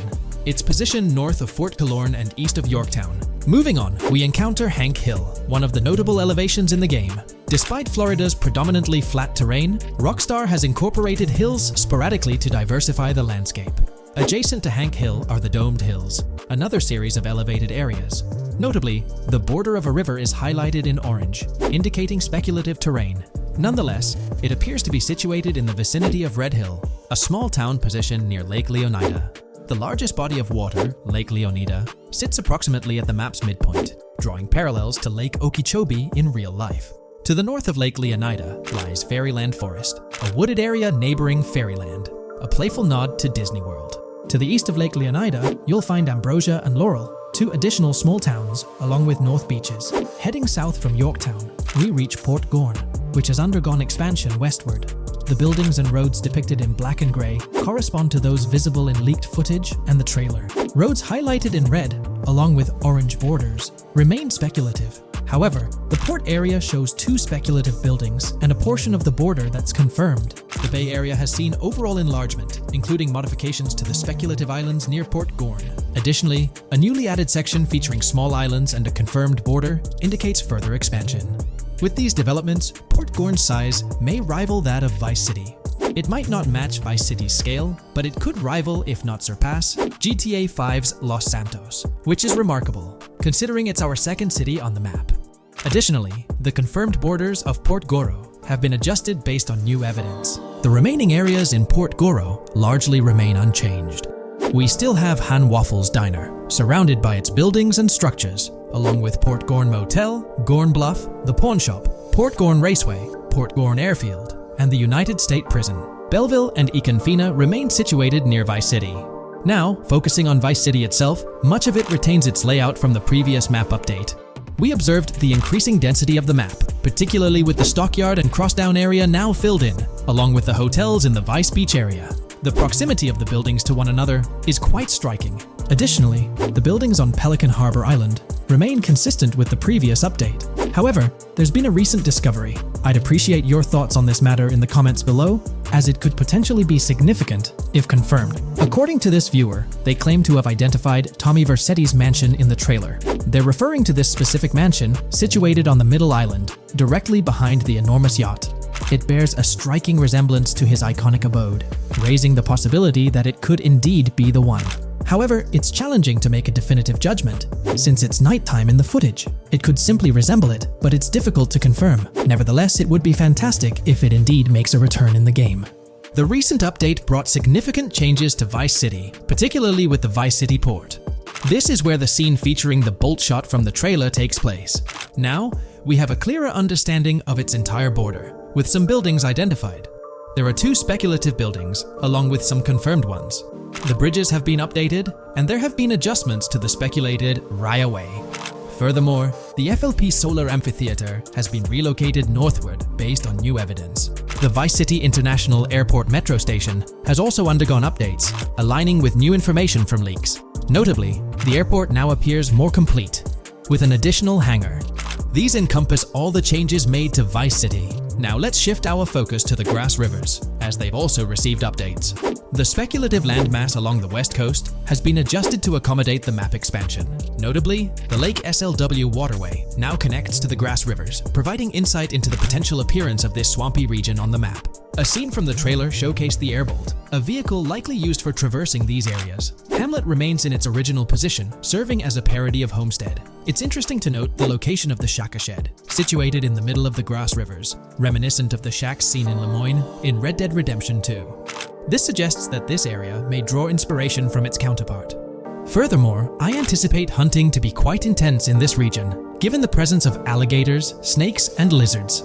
The diverse wildlife, particularly at night, is bound to create a thrilling atmosphere. Additionally, changes have been made to the Gator Keys and the surrounding islands, as observed in the trailer.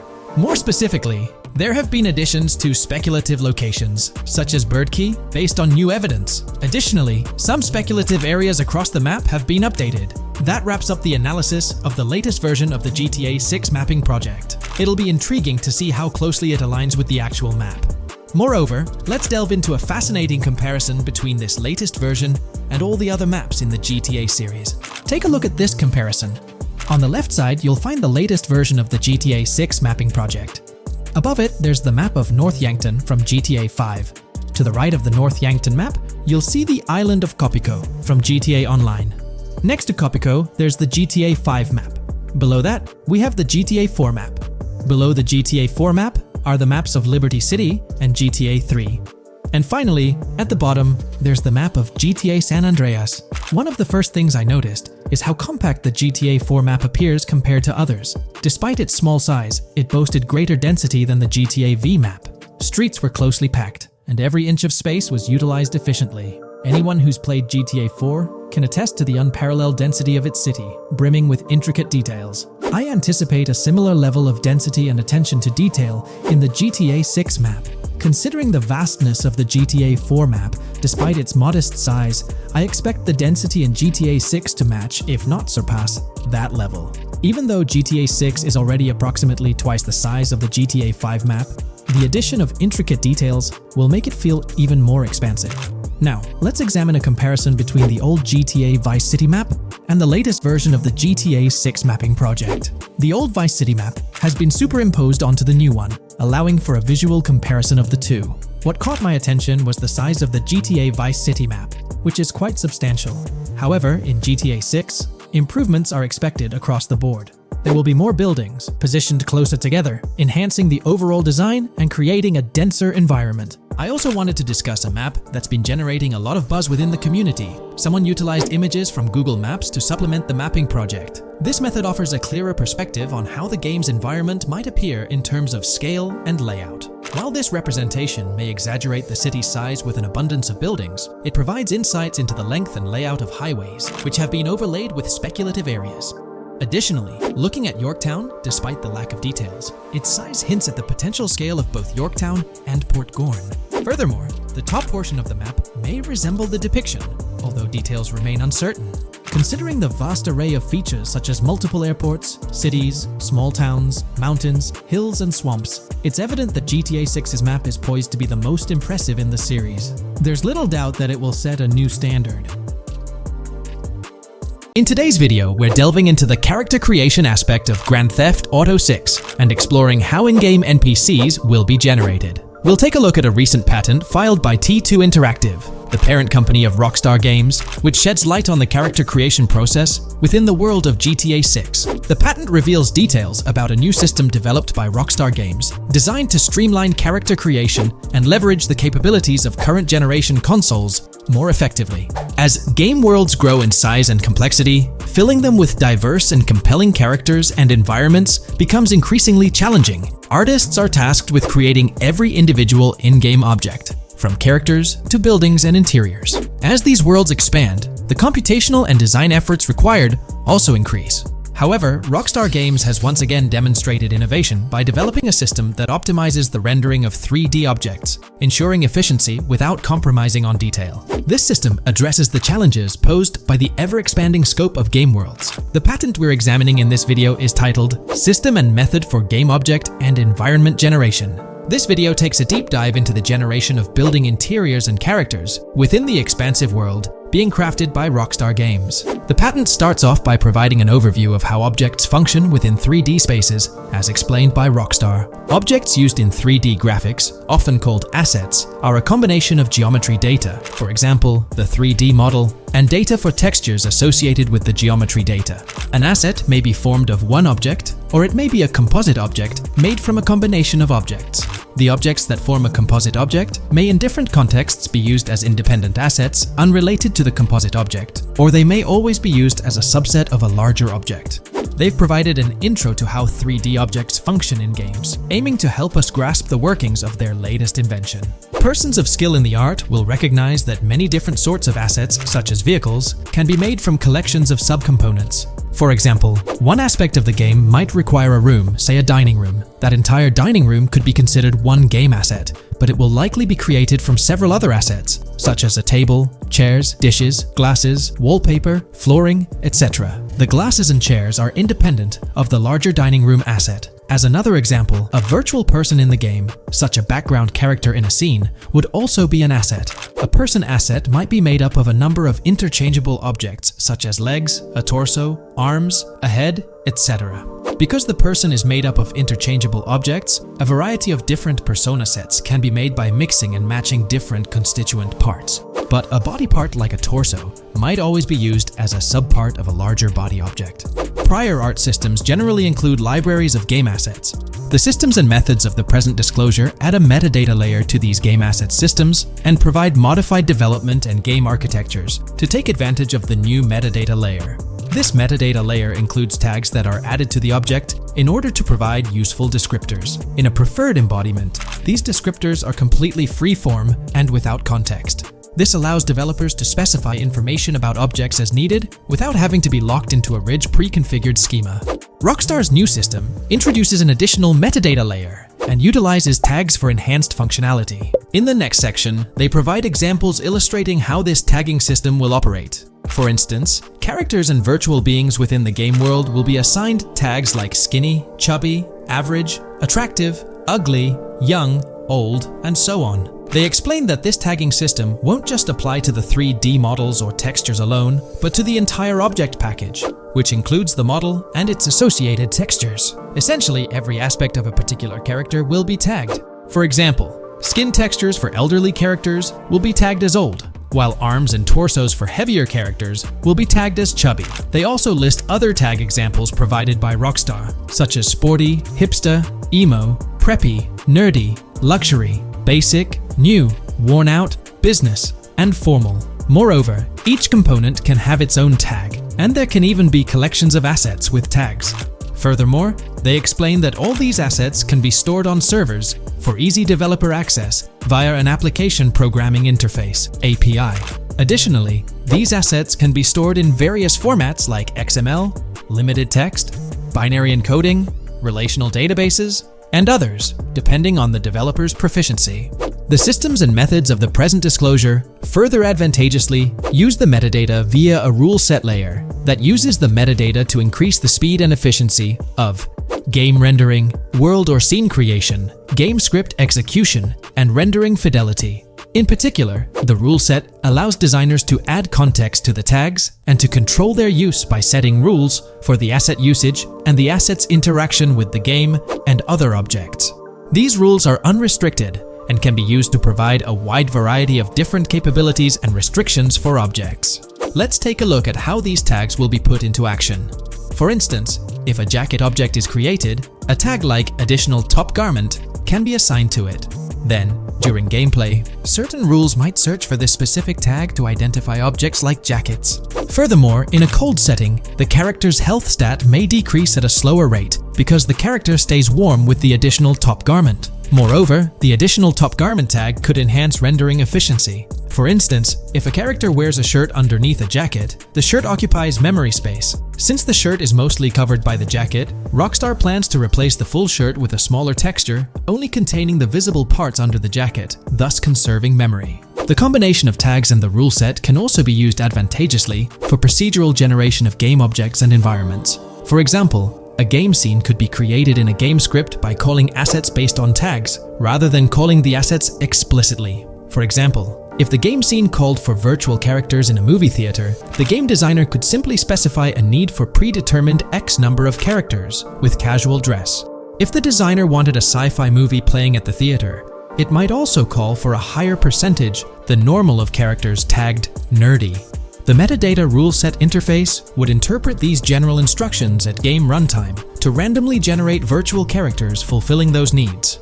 Additionally, this system offers increased efficiency. For instance, the entire character object doesn't need to be packaged before streaming to the GPU for processing. Instead, they can be generated directly on the GPU using existing model and texture assets. Of course, Rockstar aims to utilize as many preloaded GPU textures as possible, while maintaining a realistic variety in the scene. Moreover, this system allows them to control the number of preloaded textures used in a scene. For instance, more textures can be preloaded for complex scenes and fewer for simpler ones. The goal of this video is to provide an overview of the key aspects of this new system, so I won't delve into every example described in the patent. Turning to the details of the specified metadata, in a particularly advantageous embodiment, the following metadata is included for each model and texture: IDs, property tags, match tags, randomization restrictions, expression data, and optimization data. While this selection of metadata has been found advantageous, different groupings and subsets of these tags can be mixed and matched as needed to accomplish particular design goals without departing from the spirit and advantages of the present disclosed inventions. The uses, embodiments, and benefits of each of these fields are described as follows. These elements constitute the metadata, and while I won't delve into each one individually, they essentially represent the various tagging methods Rockstar employs to organize models and textures. These tags facilitate accurate and efficient filtering and sorting of assets within the virtual world. I trust this video provided you with an understanding of the tagging system Rockstar has devised. I'm personally excited about the potential for greater NPC variety in this vast world. Feel free to share your thoughts in the comments below. In today's video, I'll be discussing the recent developments in the GTA 6 mapping project. We'll delve into the latest additions, including new locations featured in Trailer 1, adjustments to existing locations, refinements in certain areas, and exciting discoveries from the latest trailer, such as the yacht interior, surfboards, Princess Robot bubblegum, and more. Let's start by examining the mapping project itself. It's been some time since our last update on this front, and there have been notable changes to the map since then. This iteration represents the most recent version of the GTA 6 mapping project, spearheaded by Dupes 0R. Below, you'll find a roster of individuals who have contributed to this endeavor, and it's worth noting that this list has been recently updated. This project stands as the largest and most comprehensive effort within the fan community, with the goal of predicting the map of GTA 6 as accurately as possible prior to its official unveiling. Dupes0R mentioned that there's still an extensive list of elements to incorporate and modify, but for now, this update suffices. Anticipate further alterations to the map in subsequent updates. This iteration represents the latest version of the GTA 6 mapping project. Notable adjustments have been made to the legend and the manner in which various elements are annotated on the map. All markers now include viewing cones to indicate their general viewing direction. However, it's important to note that the angle of these cones is merely symbolic. Additionally, speculative location markers have been updated with red outlines to differentiate them from non-location markers. Furthermore, coordinate markers now display their corresponding clip names for easier identification. Changes have also been made to the naming conventions in the key section. For instance, you'll notice that the markers now include the names of the clips they are derived from. Let's delve into the alterations specific to Vice City. The angles of Rock Ridge and Stockyard have been tweaked to align with calculations/evidence and to better match the coordinates. By observing the outlines, you can see that both the Rock Ridge and Stockyard areas have been subtly adjusted, ensuring a more cohesive layout. There's a noticeable improvement in alignment. A notable update to the map is this section here. Previously, absent features have been incorporated from the edges of one of Rock Ridge's mini-maps, and adjustments have been made to the water's edge in that vicinity, now depicted in dark green to indicate the genuine boundaries of this section of the Vice River. Additionally, several buildings in the Rock Ridge area have been identified, including the Rock Ridge Community Research Center, Miami Police Department, Venture Apartments, Orange and Pink, 7071 Warren Thacker Manor, inspired by Martin Fine Villa, Palace Cafe and Diary, all sourced from leaks. Furthermore, there are two speculative markers outlined in red, representing locations from the trailer. One in Rock Ridge is speculated to be the Hammer Hamlet Ladies location, while the other marks the high roller scene from the trailer. You can find the timestamps for both scenes on the map. Updates have been made to the route of the I-404, incorporating new evidence. This includes adjustments in Vice Beach and the positioning of the road near Rock Ridge. Notably, there have been alterations to the highway section near the airport. Additionally, speculative terrain and building positions in Washington Beach have been revised to align more closely with the evidence. Changes have been made to the shapes and locations of the Ritz-Carlton Bal Harbour, Akoya condos, and Jade Ocean condos. Furthermore, alongside the speculative road and landmass in the Bayfront Heights area, the Y Vice City and Gate/Continental hotels have been included in the Vice Beach vicinity. Additionally, several minor adjustments and fixes have been implemented. Regarding the Vice Beach area, there have been additions of new buildings supported by recent evidence. These include 200 Ocean Drive, 260 Ocean Drive, 1043 Washington Avenue, Beach Park Hotel, and Council Towers North. Moreover, over at Brickell Key Island, two new buildings, Brickell Key 1 and Brickell Key 2, have been introduced. Additionally, corrections have been made to the names of the Tequesta Point locations, accurately reflecting their respective positions. Now, let's shift our focus away from Vice City. Firstly, an error regarding St. Joseph has been rectified. Previously labeled in purple, it should have been marked in red to signify that this name hasn't been confirmed in the leaks, but is either speculative or based on real-life data. Moving westward towards Port Gellhorn, there have been notable additions to the leaked industrial area opposite the state prison, along with improvements to the prison itself. Several speculative structures, highlighted in red, including a water tower and industrial buildings, have been incorporated, along with a cell tower across from the prison. Heading south to the Keys, significant improvements have been made. Adjustments to the landmass near the camera location, where the shot with the Dodal seaplane occurs, have been made based on speculative evidence. An airbase/runway has been added, along with guard booth and barriers visible in the trailer. Additionally, two speculative buildings marked in red, as well as the speculative Naval Area Station, have been included. That wraps up all the updates to the GTA 6 mapping project. Share your thoughts in the comments below. There have been some significant changes with this update. But now, let's shift our attention to the discoveries made in the trailer. I also wanted to touch on these findings in this video. This marks the initial Reddit post. In the GTA 6 trailer, you can see through the yacht windows and see the interior even though it's very far away. However, in GTA 5, you can't at all see the interior even from close up. We will probably get inside the yacht and maybe even houses, or at least see inside it. In the shot of the Venetian island, it's evident that there will be a high density of yachts. It seems that the boats will be easily accessible, and based on the leaked shot featuring Jason on a boat from 2022, it's probable that players will have the freedom to enter, drive, and explore yachts like the catamaran seen in the opening scene of the trailer. Now, on to the next discovery, surfboards. Know a lot of people been talking about surfing, and while there's still nothing indicating it being an interactive minigame, surfboards are in-game and seen in the trailer. Surfboards were in 5, but only on the tops of certain cars, and a few static ones at the beach. What do you all think? Will surfboards act as decorations like they were in 5? Or will it be a fully fledged minigame? Personally, I'm not fully convinced yet, but if NPCs do have actual schedules/lives, I can't see things like surfboards just being static, especially at the beach. My guess is we'll see NPCs bring their own items to and from the beach, including surfboards, but the interactiveness is still in question. From the leaks, there hasn't been any information indicating that surfing will be an interactive activity in the game. Nonetheless, there have been numerous articles discussing this possibility, like the one mentioned here. Major GTA 6 leak allegedly hints at surfing to debut in series. The upcoming GTA 6, officially untitled, leaks are becoming more frequent and interesting, with a recent one revealing that the upcoming title will include new water sports, such as surfing.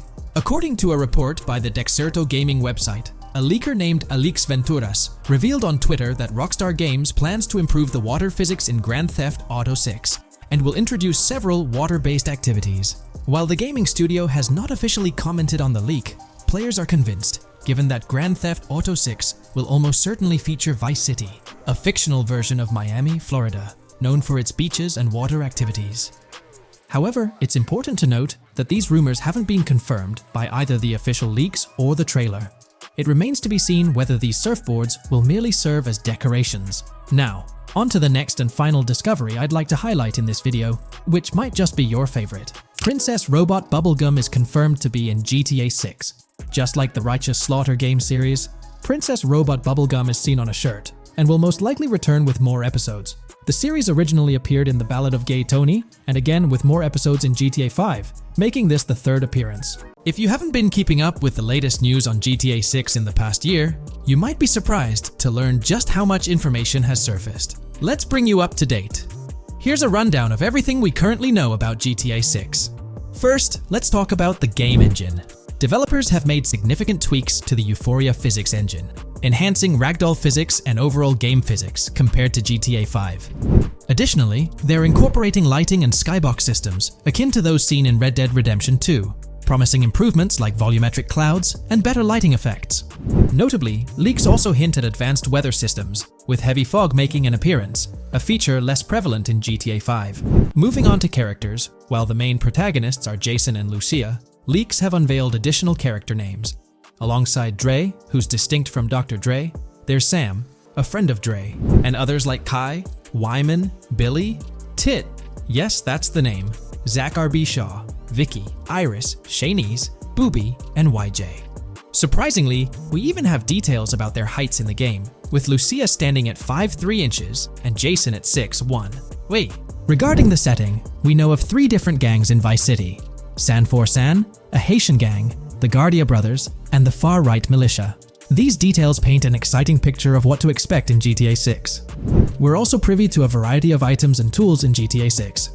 Among these are the auto dialer, binoculars, immobilizer bypass, cutoff tool, painkillers, pool cue, trauma kits, golf driver, food and drink, golf putter, USB drive, golf iron, crowbar, golf wedge, torch, slim gem tracker, jammer, duffel bag for looting, cigarettes, and a loot backpack. Furthermore, there's a confirmed list of weapons including a rocket launcher, assault rifle, baseball bat, polymer pistol, knife, bolt-action sniper rifle, Molotov cocktail, spear gun, which is intriguing, smoke grenade, compact SMG, flashbang, micro SMG, sniper rifle, heavy machine gun, auto rifle, and pump-action shotgun.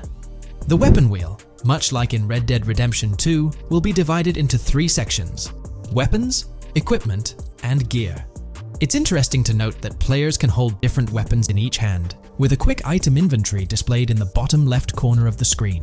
While leaked recreations of the weapon wheels offer a glimpse, it's likely that the final version may evolve as the game progresses in development. In one video snippet, an NPC is seen firing at Jason, prompting a health tip to appear on the left side of the screen when Jason's health drops.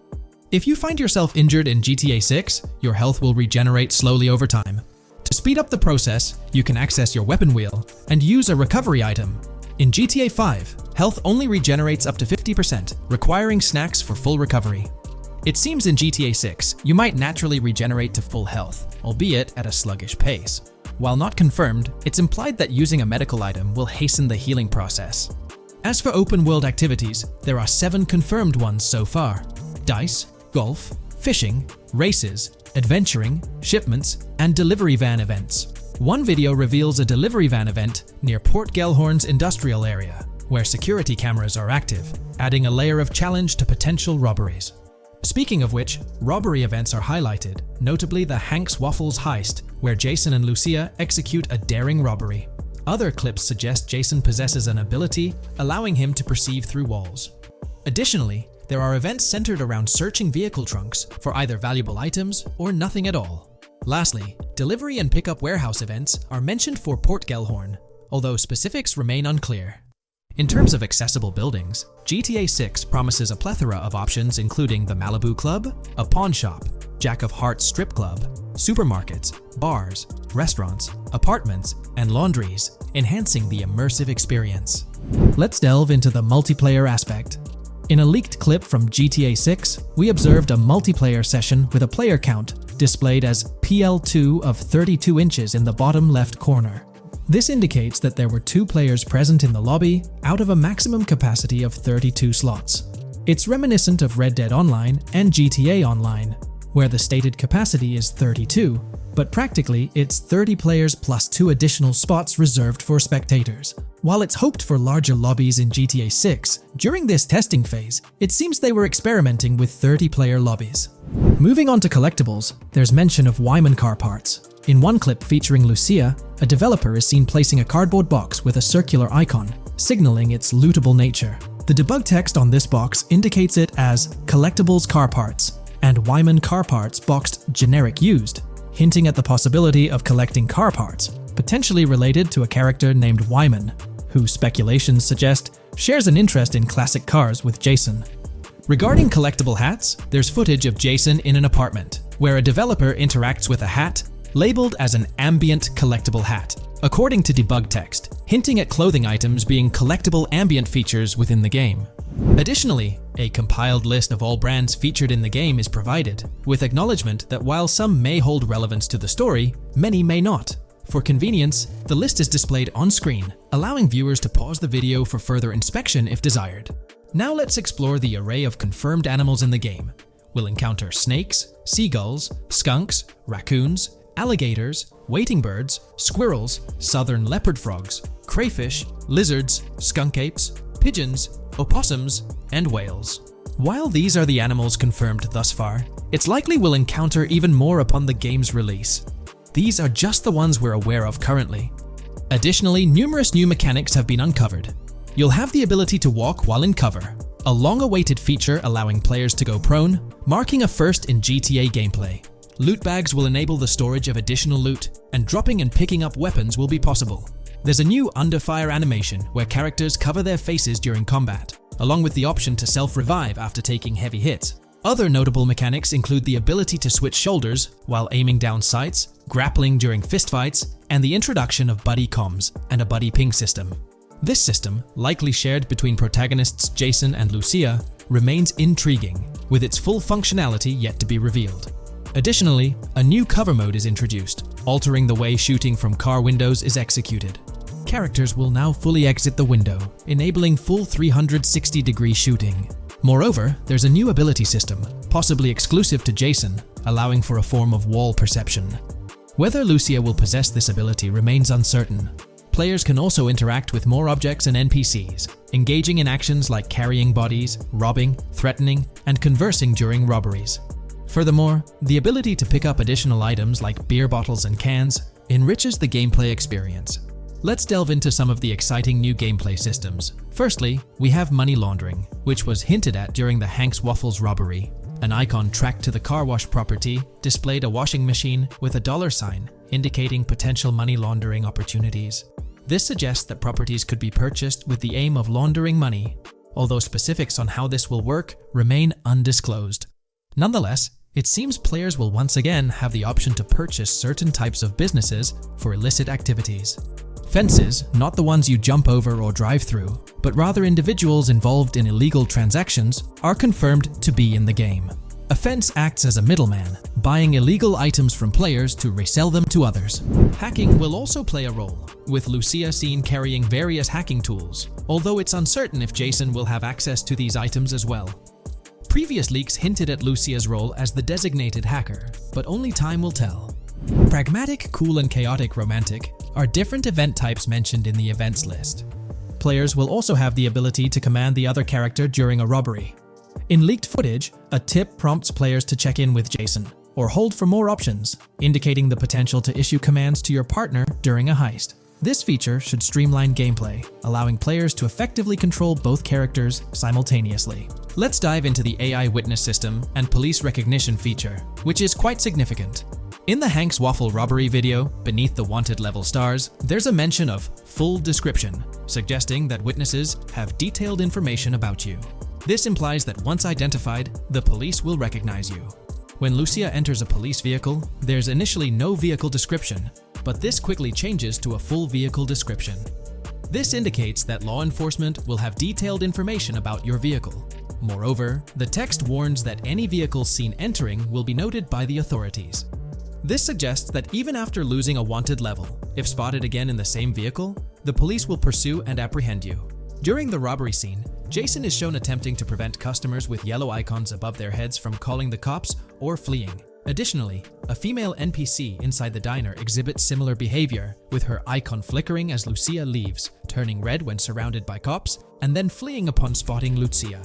These advanced NPC systems indicate a more sophisticated interaction model. Regarding item sharing, Jason and Lucia appear to be able to share items between them. For instance, in one clip, Jason steals items from containers, keeping some for himself while sharing others. Unlocking doors and gates is also demonstrated, as seen in a video featuring Jason in the San Fernando area. Debug text indicates locked door panels, implying the need to unlock specific doors and gates. Moving on, let's delve into the plethora of new features, spanning 2 full pages. Firstly, there's an enhanced AI system, exemplified in a video where enemy AI targets Lucia when she turns around. These AI adversaries showcase improved decision-making, adjusting their shooting strategy based on the circumstances. Notably, they dynamically alter their position concerning nearby objects, hopefully avoiding frustrating, head-glitching tactics. Additionally, they exhibit more tactical behavior, like lowering their profile during reloads and strafing left to right while firing. NPC behavior has also received an upgrade, with groups of AI no longer wandering solo, but instead moving in clusters, reminiscent of Red Dead Redemption 2's feature. This is evident in a video where Lucia encounters a group of tourists, chatting as they pass by. This adds depth to the pedestrian dynamics, as previously seen in GTA 5, where individuals roamed independently. Now, expect to see various groups, and even couples strolling together, enhancing the game's immersion. A new feature allows players to surrender to the police during a robbery, introducing an intriguing dynamic with yet-to-be-revealed consequences. Additionally, players can purchase gumballs from vending machines, possibly serving as a health boost, although details remain speculative. Similar to GTA 5, your character's attire will become soiled over time, adding a layer of realism. Furthermore, glimpses of Jason in various states, with different hair lengths and facial hairstyles, hint at a hair growth system akin to Red Dead Redemption 2's feature. This seems highly probable given the game's lineage. In terms of sustenance, players can consume items directly from their inventory. In a gas station scene, Jason adds wine, soda, and fruit to his inventory, indicating the ability to eat and drink on the go, similar to mechanics seen in Red Dead and GTA Online. Introducing a new event type known as a cop trap, which will be strategically set up in various locations. The confirmed locations are displayed on your screen. This indicates that law enforcement will deploy different tactics to ensnare you. Alongside this, there's a new police system known as Time Until Cops Dispatch. Now, when you commit a crime, the police won't immediately appear. Instead, you'll have a brief window to evade capture before law enforcement starts converging on your location. Security cameras play a role in surveillance, but their functionality differs from GTA Online. Instead of instant detection, there's a detection meter akin to games like Payday 2 or 3. As the meter fills up, you'll need to break line of sight within a certain time frame to avoid detection. Players will also have the ability to restrain NPCs, primarily through zip ties, as seen in leaked footage. This feature adds a new layer to robberies, allowing for more control over the situation. Furthermore, players can loot vehicles, as shown briefly in the Hank's Waffles video. a button prompt to examine SUV appears, suggesting the opportunity to inspect random vehicles and potentially pilfer valuables from them. In GTA 6, expect an enhanced car hijacking system. For instance, the presence of the immobilizer bypass suggests that stealing luxury cars will be more challenging. Additionally, an item called a Slim Jim will be utilized to unlock older vehicles, indicating increased difficulty in car theft. Moreover, there are events that allude to the possibility of failing to steal a car, with distinct scenarios like Steal Car in Progress and Steal Car Fail, showcasing potential mishaps. Two intriguing events, Carjacking Cat and Carjacking Advanced AI, hint at further complexities in vehicle-related activities. The game boasts improved vehicle damage and handling, evident in clips where car crashes exhibit more realistic effects, such as front fenders splitting apart and car hoods bending realistically. Furthermore, car interiors now feature a functional GPS and waypoint system, enhancing the immersion, especially in first-person driving. Additionally, players have the option to enter a car from the passenger seat, adding a touch of realism to the gameplay experience. Considering these details, it's evident that GTA 6 prioritizes intricate design elements, as evidenced by the meticulous attention to detail throughout the game. In GTA 6, expect to encounter raccoons scouring through trash cans and pilfering food bags. This is evident in the game files, where 3 world events, Raccoon Climb Out of Garbage, Raccoon Rummage Trash, and Raccoon Steal Food B, are documented. While there are numerous intricate details to delve into, if you find this level of detail intriguing, you can find more information in the provided link below, specifically on pages 19 and 20. As for sound design, it's no surprise that sound will be more realistic in GTA 6. Weapon sounds are crisper and more authentic, with increased volume for a more immersive experience. Additionally, the impact of bodies hitting the floor will have a deeper thud, creating a more visceral effect. Police sirens will reverberate off buildings and environmental elements more realistically, while the sound of items will vary depending on the surroundings. For instance, if you're in a shipping container, sounds will echo more, adding depth to the auditory experience. Overall, these sound enhancements aim to emulate real-life scenarios more accurately, contributing to the game's realism. A while back, there was a significant leak revealing a plethora of potential world encounters, random events that occur as you navigate the game world. I've displayed these on your screen, and while I won't go through each one, you'll notice they're quite fascinating. From parking disputes to donut burnouts, protests, and even someone getting a concussion, these events add depth and realism to the world of Vice City. It's truly exciting to imagine strolling through such a dynamic environment where something is always happening. Take a moment to review them if you like. They're quite impressive.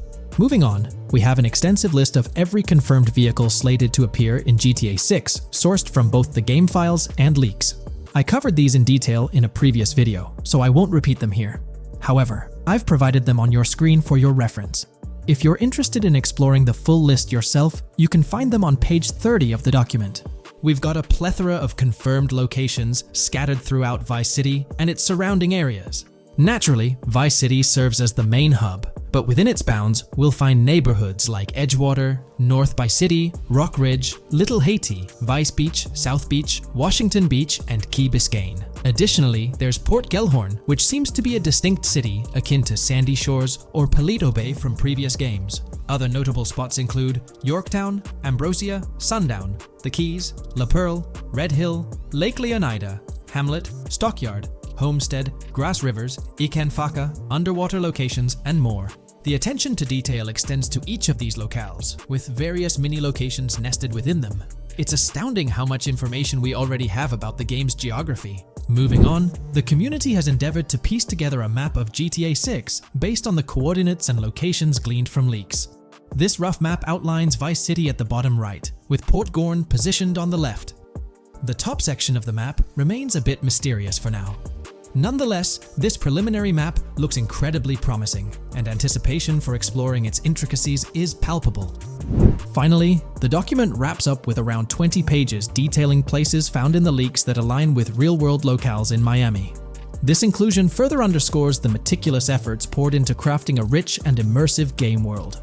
The GTA 6 community has just found some major clues left by Rockstar Games, and it was under our nose the whole time. GTA 6's Trailer 1 revealed a ton of new things about the game off the bat, but recently, there's been even more developments that show off the GTA 6 main character story, Lucia. We learn a bunch of new things about her background, so if you're not interested in potential spoilers, this may not be the video for you. This information is directly from Rockstar Games, so this is the real deal. So getting into the details of Lucia's jail cell, let's focus on those newspaper clippings. I'll do my best to zoom in and enhance the image, but there are two distinct white clippings with black text. One of them appears to have a portrait, and I can only speculate that it might resemble a modern-day wanted poster. This could be showcasing the story of Lucia's alleged crime, accompanied by an image like a visual representation of what she's accused of. It's almost akin to a wanted picture that you'd find in a newspaper. This phenomenon isn't unheard of in real life. When people do something noteworthy or newsworthy, it's not uncommon for them to keep a record of it, like an article, and put it up on their wall as a sort of memento. It's like a snapshot of a moment in their life, even if it involves legal trouble. So Lucia might be preserving this particular newspaper clipping as a piece of her history, whether it's for sentimental reasons or perhaps as a reminder of the circumstances that led to her incarceration. Now let's broaden the scope a bit and draw comparisons to previous GTA protagonists. Take Michael DeSanta, for instance. His mansion has family photos on the walls. Franklin Clinton's house features similar personal touches. Even Trevor Phillips, in his trailer, has pictures that tell a story about his life. It's not just confined to the HD era. Even in the 3D era games, characters had their own way of leaving traces of their lives in their living spaces. This inclination to personalized living spaces is fascinating. In Lucia's case, the jail cell is an unexpected canvas for her personal story. It makes you wonder about her background, the choices she made, and the events that led her to that cell. Exploring these details could give us a deeper understanding of who she is and why she's in the predicament we find her in. Considering Lucia's attachment to those newspaper clippings, it raises interesting questions about her attitude towards her crimes. Perhaps she finds a sense of pride, or even enjoys the bit of notoriety or fame she's garnered from her actions. Keeping those clippings might be her way of cherishing the attention or recognition she's received. The prospect of spending a substantial amount of time in prison also suggests that it could involve more than just a brief cutscene, but potentially a series of missions within the jail environment. Now, shifting our attention to the picture above the bunk bed, it's a bit of a visual puzzle. While it's challenging to discern details, on the left side, there's a guy with a drink in hand, donning a white t-shirt. Next to him is a woman with voluminous hair, and in the foreground, there's another figure. This composition raises the question of whether these individuals could be Lucia's family. The dynamics and connections between characters are often crucial in unraveling the narrative of any GTA game. Acknowledging my limited knowledge about jail life, it's uncertain whether inmates generally have the privilege of keeping photographs with them as mementos. However, in this specific scenario, it appears that Lucia can. This might imply that the prison depicted isn't a maximum security facility, given the freedom for inmates to keep personal items. While the setting is far from casual, it offers a level of interaction and mobility, allowing inmates to go outside, engage in conversations, sit at tables, and soak in sunlight. The orange jumpsuits signify their status, but the absence of being handcuffed to the ground suggests a certain level of relative freedom. In this context, the allowance of pictures and photographs could offer an additional layer of insight into the characters and their personal connections, providing players with a unique perspective on Lucia's life, both inside and outside the jail cell. Taking a closer look at the latest image, which I've adjusted to bring out more details, there's another intriguing photograph. A guy in an orange shirt catches the eye, positioned alongside two women on the right. The one on the left appears to be sporting a hat and sunglasses, although discerning whether any of them is Lucia remains challenging. They could very well be family members, close friends, or simply individuals from her social circle. Amidst all the uncertainty, Lucia seems notably fixated on reflecting upon her actions and the community's response. Beyond this, it's evident that Lucia maintains a distinct connection with a specific group of people, as indicated by the presence of their pictures in her jail cell. It's not just about her individual experience. There's a shared history captured in those photographs, hinting at relationships that go beyond the confines of the jail cell. Directly below the image featuring the guy in the orange shirt and the other girls, there's yet another photograph.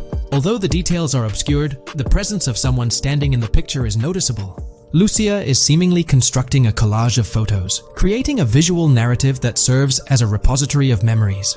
These images might play a crucial role in not only grounding her within the context of her relationships, but also providing a semblance of continuity and connection to the outside world. It's worth mentioning that the footage I'm working with is the highest quality version sourced from YouTube, as Rockstar hasn't officially released it on their Newswire page.